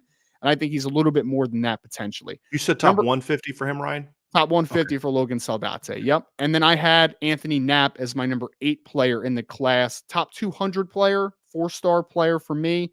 I think that I completely understand where people would be lower on him, and I understand your vantage point, Brian, because you're right. Like he does need to gain weight. He does need to show that that's not going to compromise athleticism. Because I do think that though he has a good level of athleticism overall. I think he's got good hip flexibility. I think he redirects well. I also think that he has great power for his size. I think that he's got really strong hands, the finisher. But the thing I love about him is he is the most technically proficient offensive lineman in this class, in my opinion, right now. He plays really Sure. well with his hands, snatch traps. Like he's been really well coached. I mean, give a lot of shout out to the coaching staff down there in Georgia. Like he has been coached up very well from an offensive line perspective. So I like look Anthony Knapp. I think if he has improvements as far as just his ability to keep the weight and harness it, I think that he could be a really good player on the next level. Can Number I nine, ask you one yeah, question about him? Would you say sure, that he is the best technician and has the best just kind of hip fluid, like just hip movement, hip like just he's loose? Would you say yeah. he's grades I, out I would higher than all the other linemen in that regard? I would say so because I think Peter probably has. I mean, Peter's just kind of he's a little bit tight as far as an Yeah. athlete. He's a little bit more linear for me, which is fine. I think that's the role he's going to play. I think that what Gerby and both Styles Prescott have working against them is they're a little bit higher hipped guys. They have a Mhm. little bit of longer legs, so naturally the redirection is going to be a little bit tougher. But Anthony Knapp at 6'4", 6'4.5", I think that he is just a little bit more built to the ground, a little bit more compact. So he's got a little bit more hip ability, like more flexible hips to work, laterally in the pass And then protection my side. second question just about him is, do you project him as an interior player, or do you think he's a kid that you'd like to give a shot at tackle for those I reasons? I would be okay with him getting a shot at tackle and failing at it potentially. Mhm. If that's kind of the route you want to go, I would be okay, especially with where the offensive tackle room is at Notre Dame right now, where there's just you're still looking for I think solid bodies. But ultimately, I think that he is a interior player long term because I think that he is a. I mean, I think his athleticism is good enough to stay outside, but his athleticism at guard or center, I think, would be Yeah, very, plays. very good. Like I'd It be plays. very happy about that, right? So yeah, but I think regardless, I like a lot what I saw as a senior. I had my hesitations based on junior film. I thought he was just kind of a brute as a junior, a little You bit. were very I just want to point out to you, this is a Yep, big change for Ryan because yeah. you were I actually wasn't in on more him. down on him than I was. Like initially, I liked him better Yep, than you did, and yep, now so this is a scenario where the film has yes. impacted the evaluation, and that's I, I it. just It I just think right. the technique just took a huge jump, and I mean, Yeah. he obviously did gain some weight, and I think he was a little bit more explosive. But regardless, like his junior year, I thought he was kind of a brute as a player. Mhm. Like he was just kind of physical and would drive his feet, and like that stuff's great. But also, can you play in space? Can you work laterally? And I thought as a senior, his technique took a huge step. I mean, I can't even tell you how many snatch traps I saw in film. Which for people that don't know, like that's basically where you get guy underneath his pads, you pop them high, and then as they kind of lean forward on you, you kind of replace your steps a little bit and you snatch them straight to the ground. Like that's basically what a snatch trap is. And that was on his film constantly. And that's something where NFL players are barely putting that in their arsenal. Like that's not like an easy technique. You don't see it a lot, especially on the high school level. And he does it routinely. So I think his technique's really good. I had Peter Jones just below him. I think he's a 4-star top 250 player. Man, Peter Jones is just going to be a good player at Notre Dame, man. I don't know how else to say it. Like I compared him to Logan Bruss that was at Wisconsin. Logan Bruss started games at right tackle and guard and ended up getting drafted in like the third or fourth round by the LA Rams. Like he's just a good college player ultimately. Is he a guard? Is he a tackle? I think he's a guard comparative, but I agree. I think that he could last a tackle in the right system, but I think he's going to be an asset inside on the next level. Jack Larson is number 10. Hey, Jack does everything right. Jack's a solid overall athlete. He moves well enough in that regard. He has great hands, great ball skills. He's a tough kid. The size is the part. I don't even care about the speed as much. It's the size that really just has me a little worried. Like he's 6'3", 212 pounds right now. That's it's a little bit of a tough projection, especially when I'm talking about a kid that isn't the most dynamic athlete of all time. And I'm talking now about potentially adding 30 pounds onto his frame, ideally, or at least 20 something pounds on his And need at frame. least you need at least get him to 230, Ryan. I mean, you Yeah. need at least get him to 230, yeah. So it's just compromising athleticism, which I don't think is great to begin with the added weight is the question that I have. But I think Jack in a role can play at Notre Dame and could do Yeah. well, obviously. But he's going to rank a little bit lower just because of the size limitations, in my opinion. And then I have Styles And Prescott you last. said Yeah, Jack 250, top 250 for Jack. I'm just top charting 250. all these. Okay, so top Yep. 250. Okay. And then I mean, I said this before, but I had nothing but 4 stars on the offensive side of the ball. So I actually have Styles Mhm. Prescott as a top 250 4-star player. I get Styles Prescott, 6'6", 270 plus pounds. He's listed between 270, 280, depending on where you look. I think he took a nice jump as a senior. I think he got a lot more good weight on his frame, which was great to see. I think that he was Needed. a lot more confident in what he was doing as a player as well. My hesitation with Styles as a player is simply I think his hip mobility is a little bit limited. And I'm worried about that because he does have nice power. So my thought process is we're going to continue to add weight to that frame. That's going to improve the power profile and it's going to go from good power to potentially great power. But the same thing I said with Jack is that if I put too much weight on Styles Prescott's frame and I already think that his hips are a little bit tight, that usually doesn't make you more fluid, right? That doesn't make you more flexible typically. So I'm just a little curious to see Styles' projection as far as long term, because he's a guy that needs to put weight on. Is it going to compromise his lateral mobility that I still think is just kind of average right now? And that, because if it doesn't, then he would be higher on this list if I can confidently say 2 years from now, even at putting on 20, 30 pounds, his hip fluidity is at least the same or better because he gets a little more flexible as he gets older, then this completely changes the narrative. But my thought process is simply, I am struggling if I think that it's going to be at a requisite level with a lot more weight on his frame. That's my hesitation ultimately with Styles, and that's why he's number 11 on my list. Ryan, if you had to off the top of your head, and I know you haven't done this, so there can be subject to change if you want to change it on the message board, but what would be your top 5 upside grades for this Yeah. class?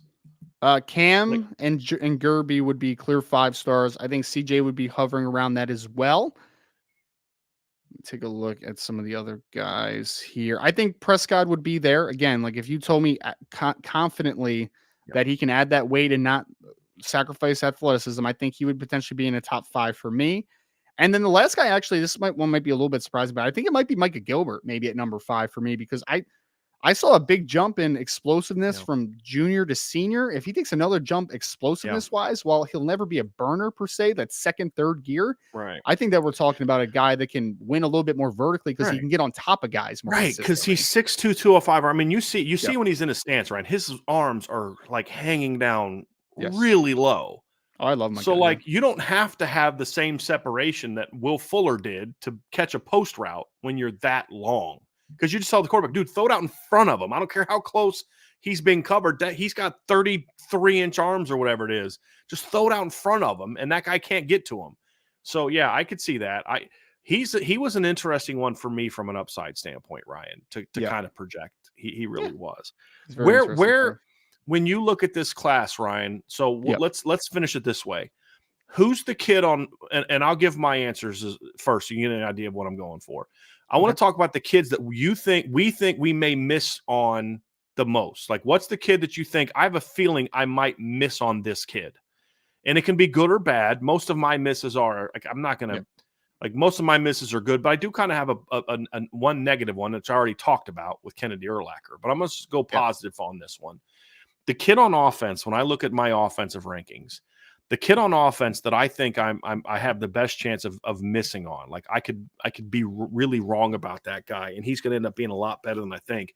For me, it is Anthony Knapp, and it's because there are some things that I like. I just the problem is when it comes to my way, the things, because every evaluator has different priorities and things that they favor. Just some of the things that really matter to me are big question marks for him. And that's my thing. But as you said, he is a strong kid, and there's a lot athletically, and there's a lot to like. I don't think he moves people. I don't project his movement at the next level to be as what it was in high school because of the size. But when you just look at his hands, the reason I think I could miss on him is because he has really powerful hands.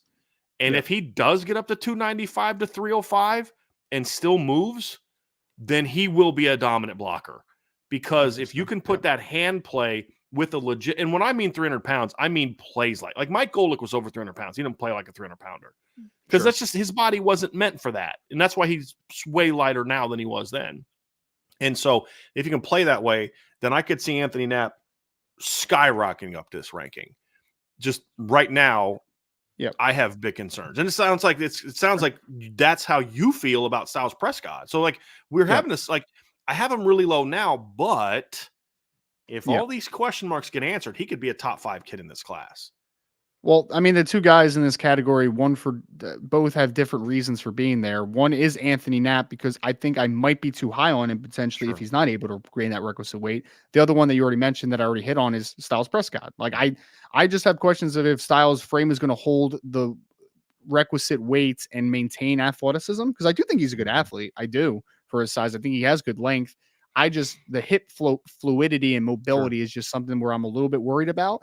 But if he can play it 300 pounds, 305 pounds, and not sacrifice that or get even a little bit more flexible, I mean, ideal, like it could happen, then I will 100% miss on him. I mean, I still have him as a 4-star. It's not like I think he's a 3-star kid or whatever, but Sure. I Well, do think you that he had every has single kid upside as a 4.5, 4 on the kid or offensive top side of the 250 ball. player. I mean, that's Yep. none of these kids are bums. None of these kids are No, misses. You know what I no, mean? exactly. So yes, I get what you're saying. I mean, I Yep. actually have fewer 4 stars in this class than you do. I have Anthony Knapp as a 3.5 star. So you actually Mhm. have it even higher. Yep. Defensively, let's just finish it off with that one.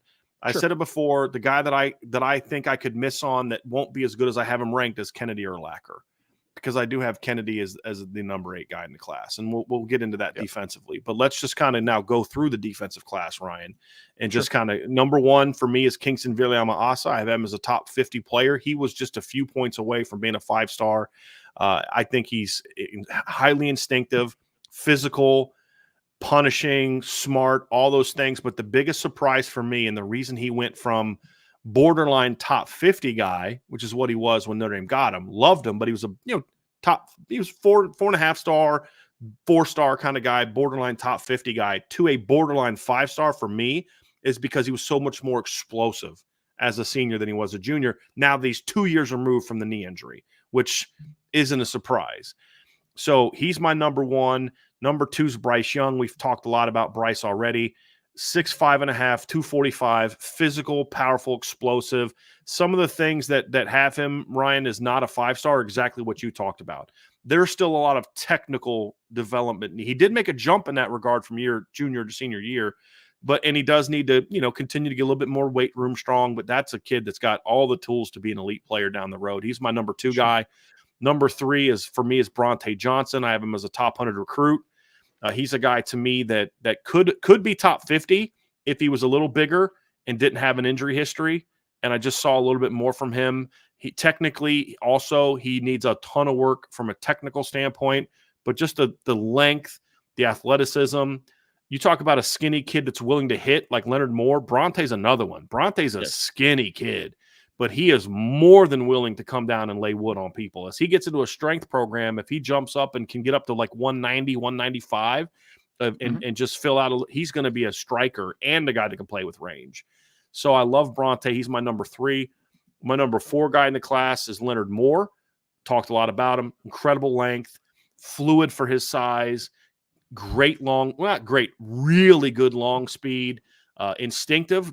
As a junior, made a lot of plays on the football, playing off man, would drive, and then that combination of length, speed, and instincts will allow him to get his hands on a lot of balls. Teams would try to hit him with like out cuts and stop routes, and he just drive on him and just undercut him all day. Yep. And I like his long speed. You really see his athleticism in the return game. That's when you really see his feet and quickness and the ability to change direction is in the return game, and he'll hit you. The reason, he's top 150 for me now. Him not playing as a senior kept him from really jumping up to that top 100 range. Number 5, Cole Mullins. He was another guy that was a borderline top 100 guy for me as a junior. I love his size.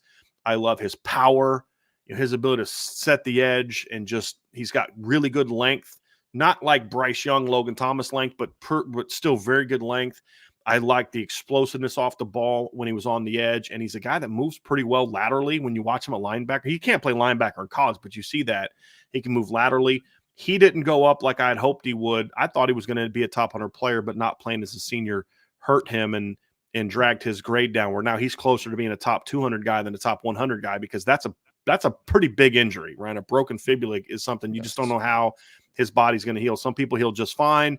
Some people, they never get the strength back in that bone, and it just becomes a consistent problem. So that's a concern for me, and why I consider dropping him even lower in the class. But if he's healthy, health-wise, I love that kid's ability. Logan Thomas is number 6 for me. You can make a strong case that he should be higher just because of the tools. The grade that kept him down is that size grade still is a concern for me. He's still 210 pounds, and but the athleticism is borderline elite. The explosiveness is there. The range is exceptional, and he was much more productive. Really liked. I feel way better about Logan Thomas now than I even did when they signed him, and we liked his potential when they got him. Number 7, Bodie Cahoon. Love his athleticism. Still a technical work, very much a technical work in progress, especially from a footwork standpoint. Block destruction are still things that I need to see more of, but the tools are there for him to be very good at both of them. There's nothing that Bodie lacks as far as the tools to be a great player. It's just about, it's like right now, you're trying to bake a cake and you only have half the ingredients in, and you can't have the cake until you add all the others. And that's where Bodie is for me.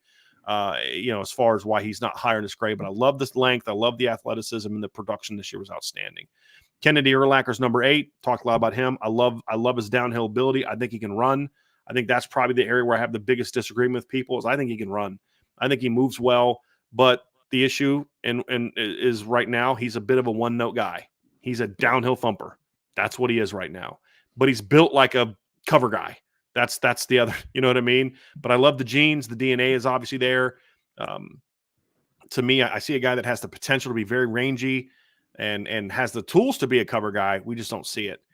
And number 9 for me is Carson Hobbs. He was the second lowest player in the class. No, third lowest player in the class for me.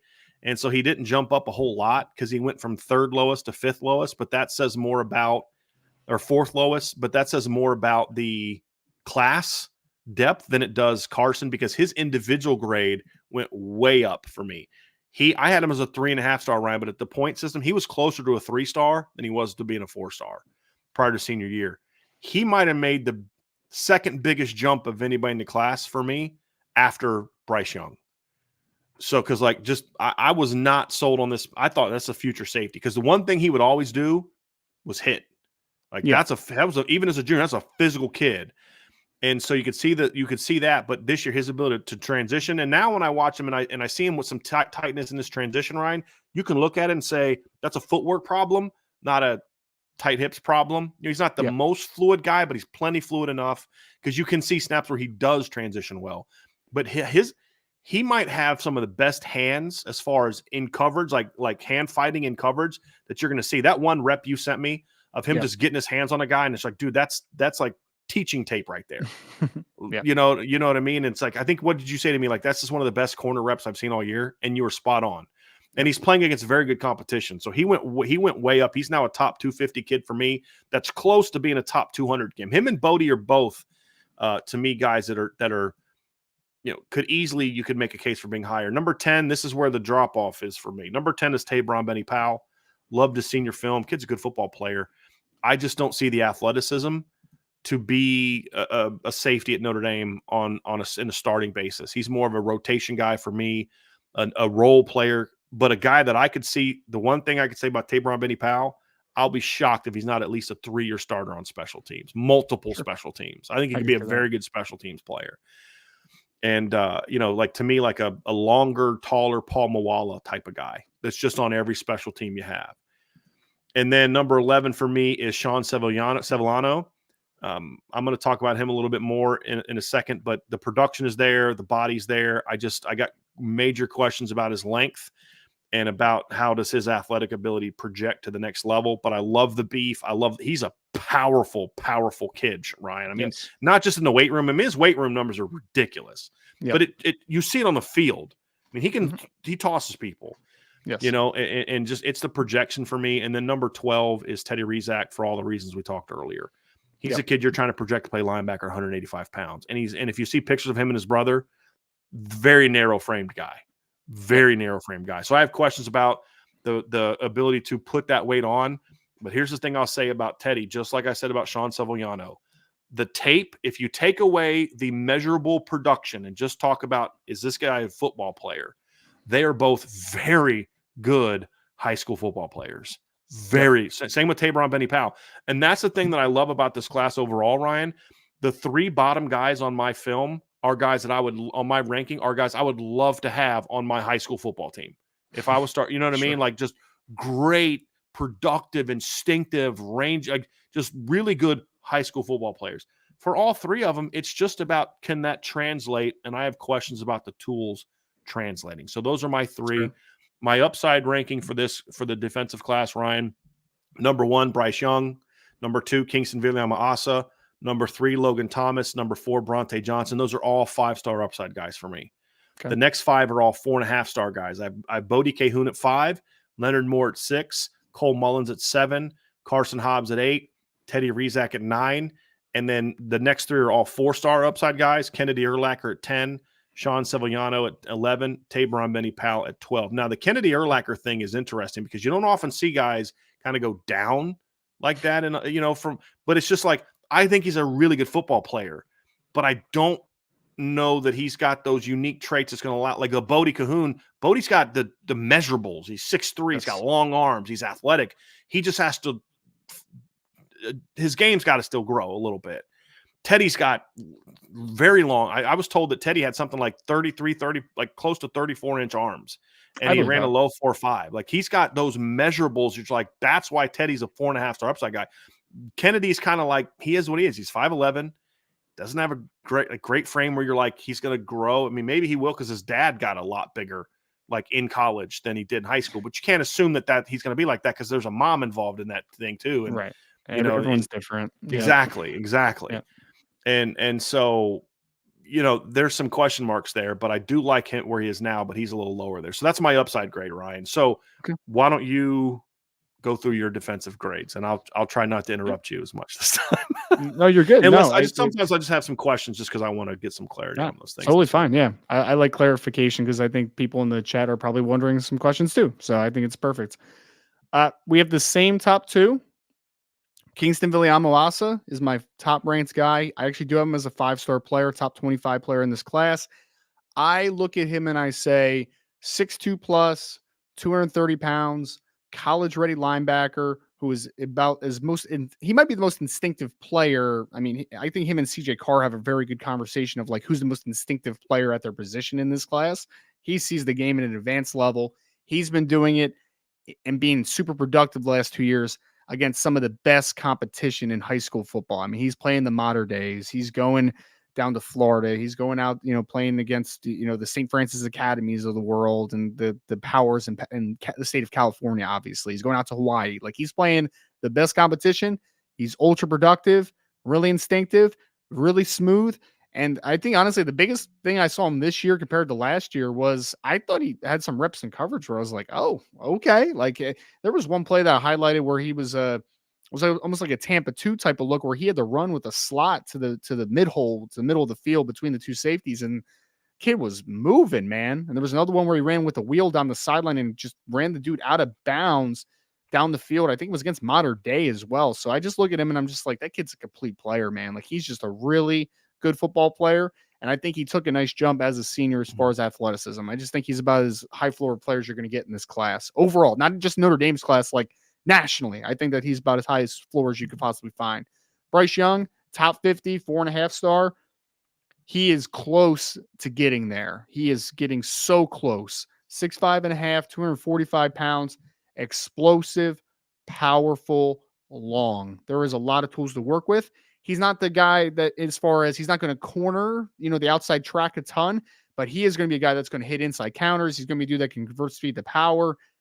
Kid, I mean, his upside is fantastic. He can work for multiple alignments too, potentially down the road, and he's going to be a difference maker in the run game at very least.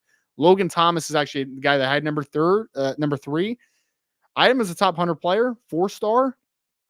I think that the athletic gifts this kid has is pretty special for his position. Now, there's projection to getting up to hopefully 240 plus pounds and right around 210 pounds. But even if he compromises a little bit of speed and flexibility, still got plenty to work with. I mean, the kid is a special athlete, and he had a tremendous year. I mean, he was a complete tools player while he was down in Texas at St. Edward, 129 total tackles, 15 tackles for loss, 9.5 sacks, and 9 forced fumbles.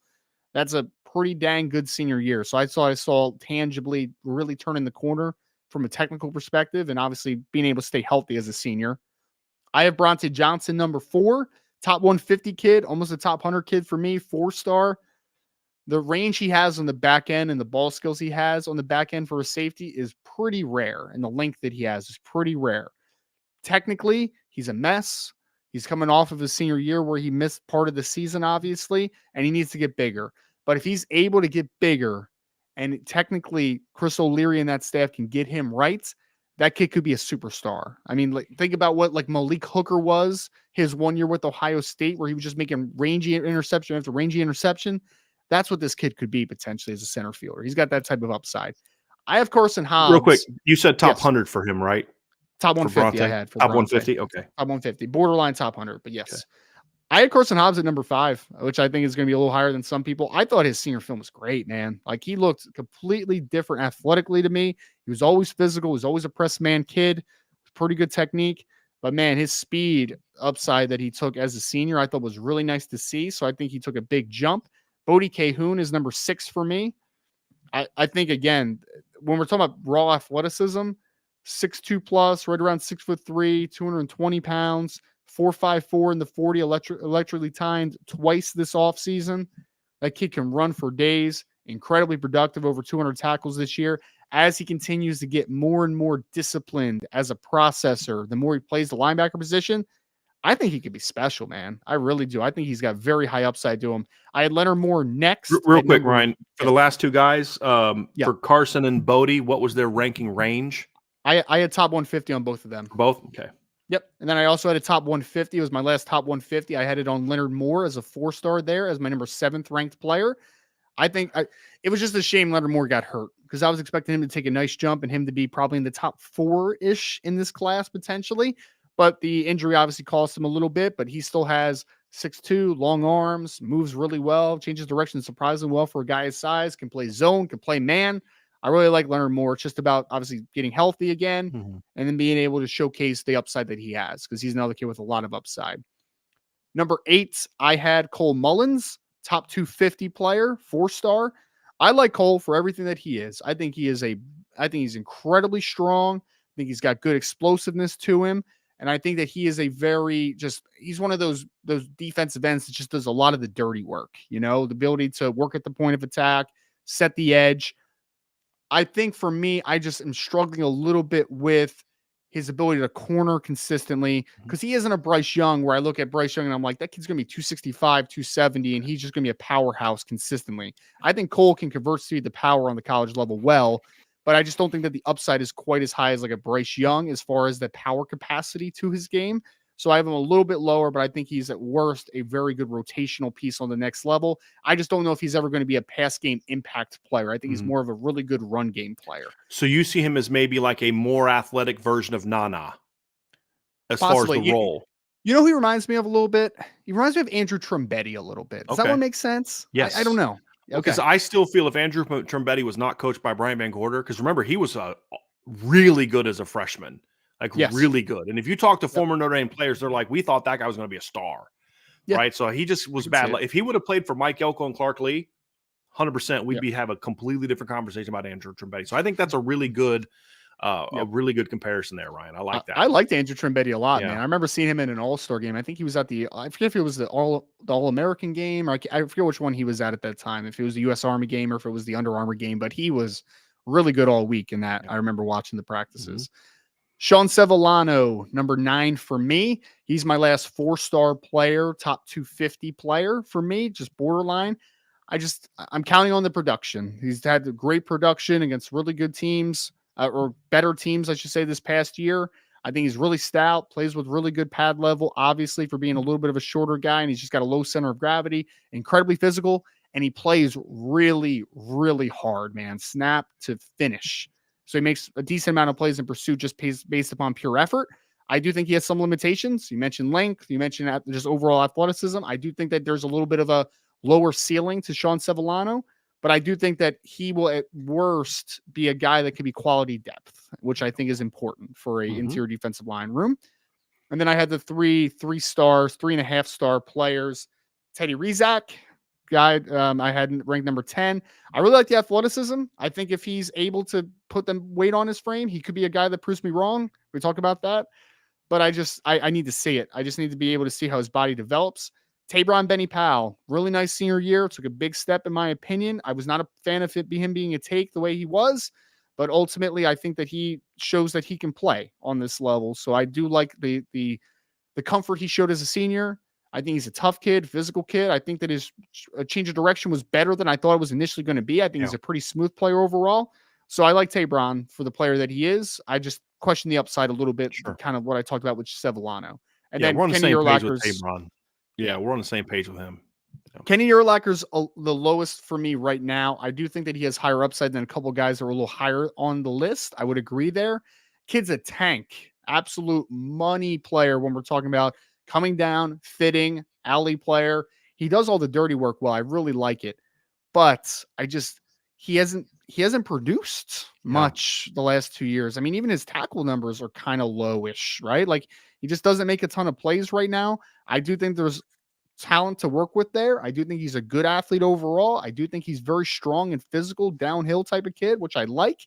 Just a couple of guys that are above him have just been more productive football players at the end of the day, right? And I think that projects a little bit better. Usually guys that aren't incredibly productive on the high school level don't usually just boom and like, oh man, now he's like this superstar, right? Like that's not usually how it happens. There's because you could outliers. say he plays in a really good area and he's got good players on his team, and you could use, but so does Tabron Benny Powell. He's got other future college football players on his team, and also plays in a great area, and he still produced better. To your point, yeah, and despite him not being as good an athlete as I would say Kennedy is, I mean, he had 3 interceptions this year. He had several pass breakups. It's just like he has production in the passing game, which you're going to need as a safety, obviously. Right.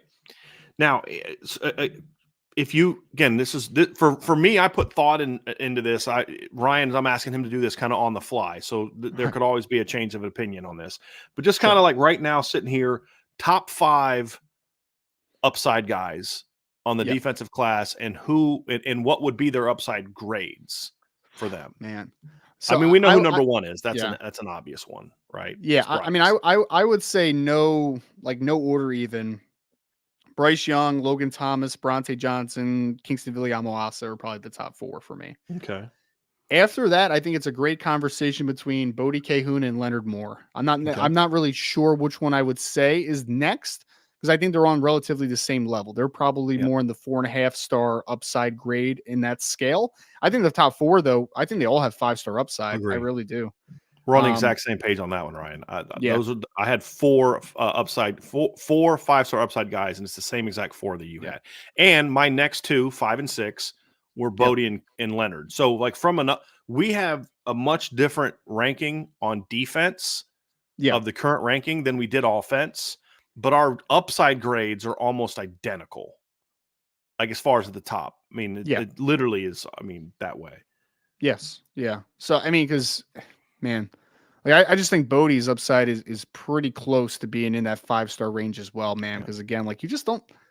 I mean, like athletically, Brian, like Notre Dame's linebacker room in 2023 or 2024, it's going to be stupid athletic, man. Like you talk about the Sneeds and you talk about the Drake Bowens and the Nolan Zieglers and the Jay Nosberries and like just so many talented kids that can run. Yeah. Bodie Cahoon's going to be right in there, right? He's going to be right in that conversation with being maybe one of the toolsiest kids on the roster the minute he steps to campus. Obviously, guys are a little bit further along than him from a developmental perspective, but it's going to be a really talented linebacker room overall. So let's go here, Ryan. The players that we think we might, you feel this is a kid I could miss on, and I've already kind of talked about both of mine, but I'll get into more reasons why. Kennedy is the one that I'm feeling I might have ranked too high. Or it'll look like that because, again, like you said, I watched the film, Ryan, and I'm like, dude, I love this kid. But then I look at the production, and I'm like, but I don't see the production, and I don't see him cover. Now, there's a lot of film of him I haven't seen yet, and maybe on that film he does those things, but I just haven't seen him do it. And he wasn't like a camp guy, because like there's some guys you watch, and like Bronte Johnson, you don't really see him playing man coverage in high school.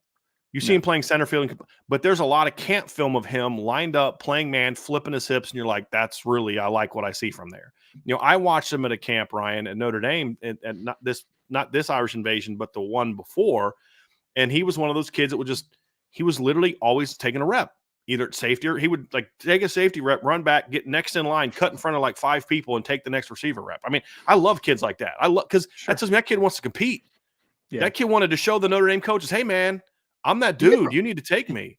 He could probably play corner too if he wanted to, man. Like he's a really good athlete. And a certain, like if you're going to play like a cover 4 quarters, like off, you know, he could do that. Absolutely. Sure. So, love that about him. But Kennedy's my miss, and I just have this feeling that Sean Silviano is going to look back at my ranking and be like, dude, you're an idiot.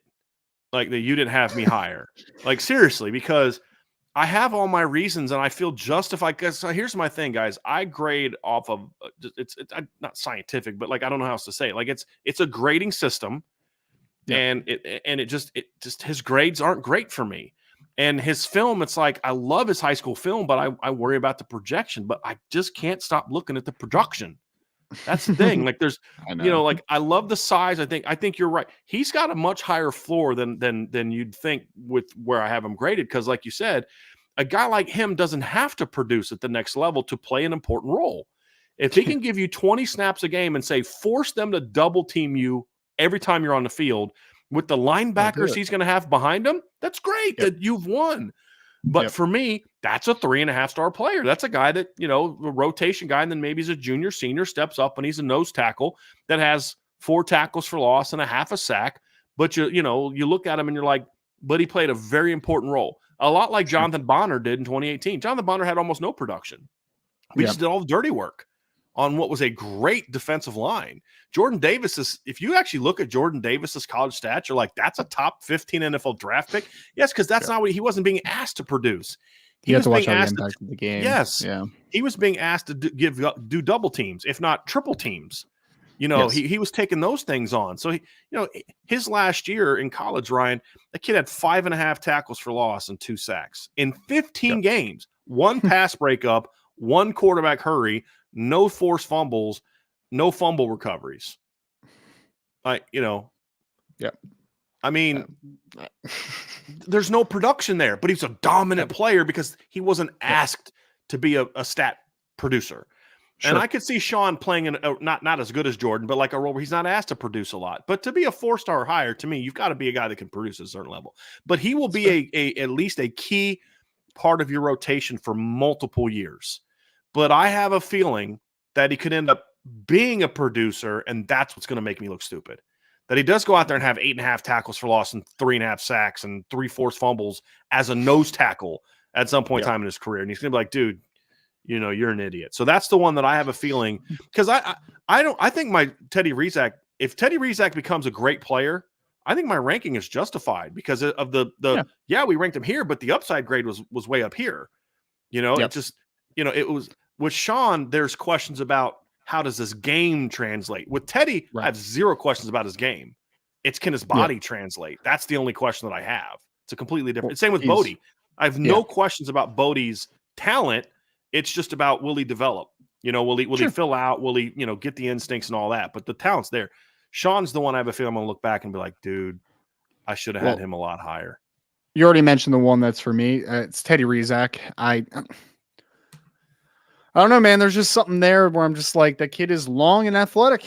And anytime you're long and athletic, like you have a chance, right? If your body develops properly. And I look back at that and I say, him being the 3rd lowest ranked player, the number 9 player in this class on the defensive side of the football, I might be completely wrong. And then all said and done, maybe he does balloon. Maybe he, only gets to 225, but maybe he's a 6'4", 225-pound will that is just running for days. I mean, like it's possible, right? So Teddy Rizak would be my pick in that regard. Yeah. And I wouldn't even call that a miss, Ryan, honestly. Yeah. I wouldn't, because we've said over and over, this kid's got a lot of tools. But you can't just be a 185-pound linebacker in college. You can do that at the Division III level and be an All-American.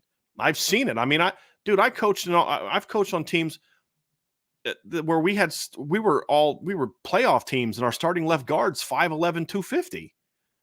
Because it just the size doesn't matter as much as that level. We had some great football players, but just the size wasn't there with some of these kids. I mean, I've coached kids that run 4.4s, but they were 5'9" and 155-pound running backs, or receivers. You know what I mean?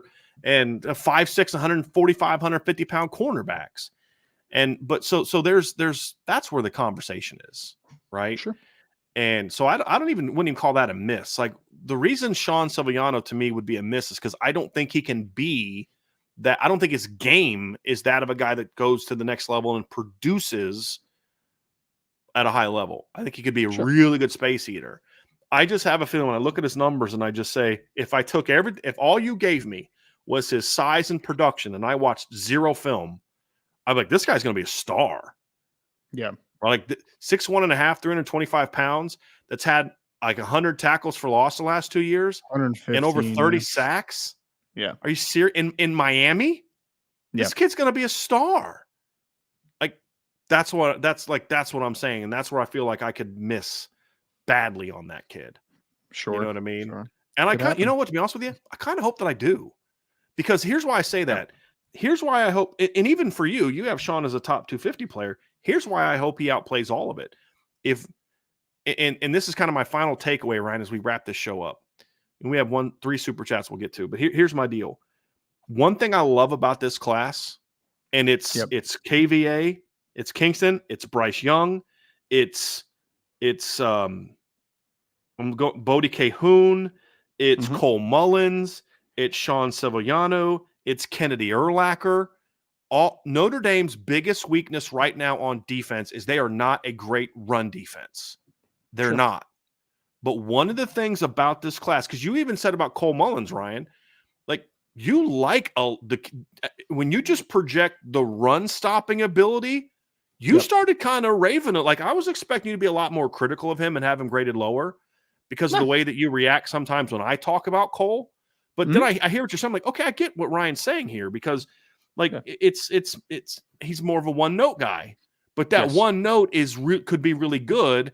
And to the point we're making, they need that. I mean, if there's a scenario someday where Notre Dame has Boubacar Traore at one end and Bryce Young at the other end, and Cole Mullins is your rotation guy, you're going to be really good on the edge in the run game. And then you've got a 325-pounder right up the middle, and you've got physical, athletic, because Bodie's going to end up being 240, in my opinion, when it's all said and done, and can run. Oh, yeah. Yeah. And then you've got Kingston, and then you've got Kennedy and Tabron. They're hitters. And Bronte's not there yet from a size standpoint, but he has the game of a hitter. And then you talk about Carson Hobbs and Leonard Moore. If someday that's your starting cornerback tandem, it's going to be a lot like you've got 2 Cam Harts in the run game. Yeah. You know what I mean? Like, because Benjamin's run game defense and screen was not that good this year. But Cam was an elite run screen defender on the perimeter, in my opinion, this season. You're going to have 2 guys that can be legitimate. You're going to funnel everything back inside to your linebackers and safeties who are going to knock your head off. And for me, I have some questions about the pass coverage of a lot of guys in this class about, how good will it be, especially in safeties. But when I look at the Notre Dame defense is getting a huge boost in potential against the run with this class. And Sean Sevillano, if he's better than you and I think he is, and we think of, then that is huge, because they need, if you can give them, I think you can be very good without a 325-pounder against the run. But if you have one that can be really stout and even productive to a degree, that makes your defense so much better. And all of a sudden, Drake Bowen, Jaden Alsbury, Kingston, Bodie are just flying downhill and not getting touched. Yes. And you're like Butkus Award winner, and the first guy that they're going to thank in their award is like, I want to thank Sean Sevillano for taking on triple team. You know what I mean? Like, that's what it would be, right? Yep. And so I'm hoping that I miss on him in this instance as well. So I hope so as well. Yeah, because I'm not like super high on him either. So I hope I'm wrong as well. Yep. Right. I mean, you're basically saying, from what I can get, this kid's going to be a really stout, eat up space kind of guy. I mean, there's value to that. Like Jamion Franklin. Like, cool. Yeah. Jamion's good. If he turns out to be Jamion Franklin, that's a good football player. Yes. And he's already as big now as Jamion became. Jamion had to grow into that. Sean Sevillano is that the day he steps foot on campus. Definitely agree with that. We have 3 super chats we'll quickly get to, Ryan, and then we're going to wrap up the show because the news that we were expecting to break today, as of now, has not happened yet. So we'll, as always, right? So we'll probably cover that more on the board. So we just have 3 quick super chats, Ryan, and I'll go ahead and read these and let you answer them. So because we're reversing roles a little bit today. Mark 1, thank you, Mark, for the super chat. Hi, happy holidays. Is IB going to have a tailgate on the first 24 home game? We're planning to do the game from Las Vegas to South Bend. That would be the Northern Illinois game, I believe. Correct? Sounds the right. first home game next year. I don't know if that we'll do a tailgate. So there's a lot of things I'm thinking about next year is maybe even we don't do a tailgate, but just having get-togethers every game. We'll see. I haven't decided on that yet, Mark, because the problem is it's hard to do tailgates every game because it takes a lot of work, a lot of setup, a lot of cleanup, and that's hard to do when Angela and I both work the games because she does photography and I do that. It's a little easier when my parents come in town because they do all the setup and they do the teardown, and we can go work. And so especially for some of the earlier games, but we're thinking of a lot of things. We'll probably do something. I just don't know what exactly that's going to be. But we'll certainly let you know as we get into the summer what we've decided. It won't be like a week before the game. Okay, by the way, if you're coming tomorrow, here's what we're going to do. So I'll let you know, Mark, but I appreciate that. Andy Milton fan with a super chat. Any signees you foresee moving positions? Certainly could happen.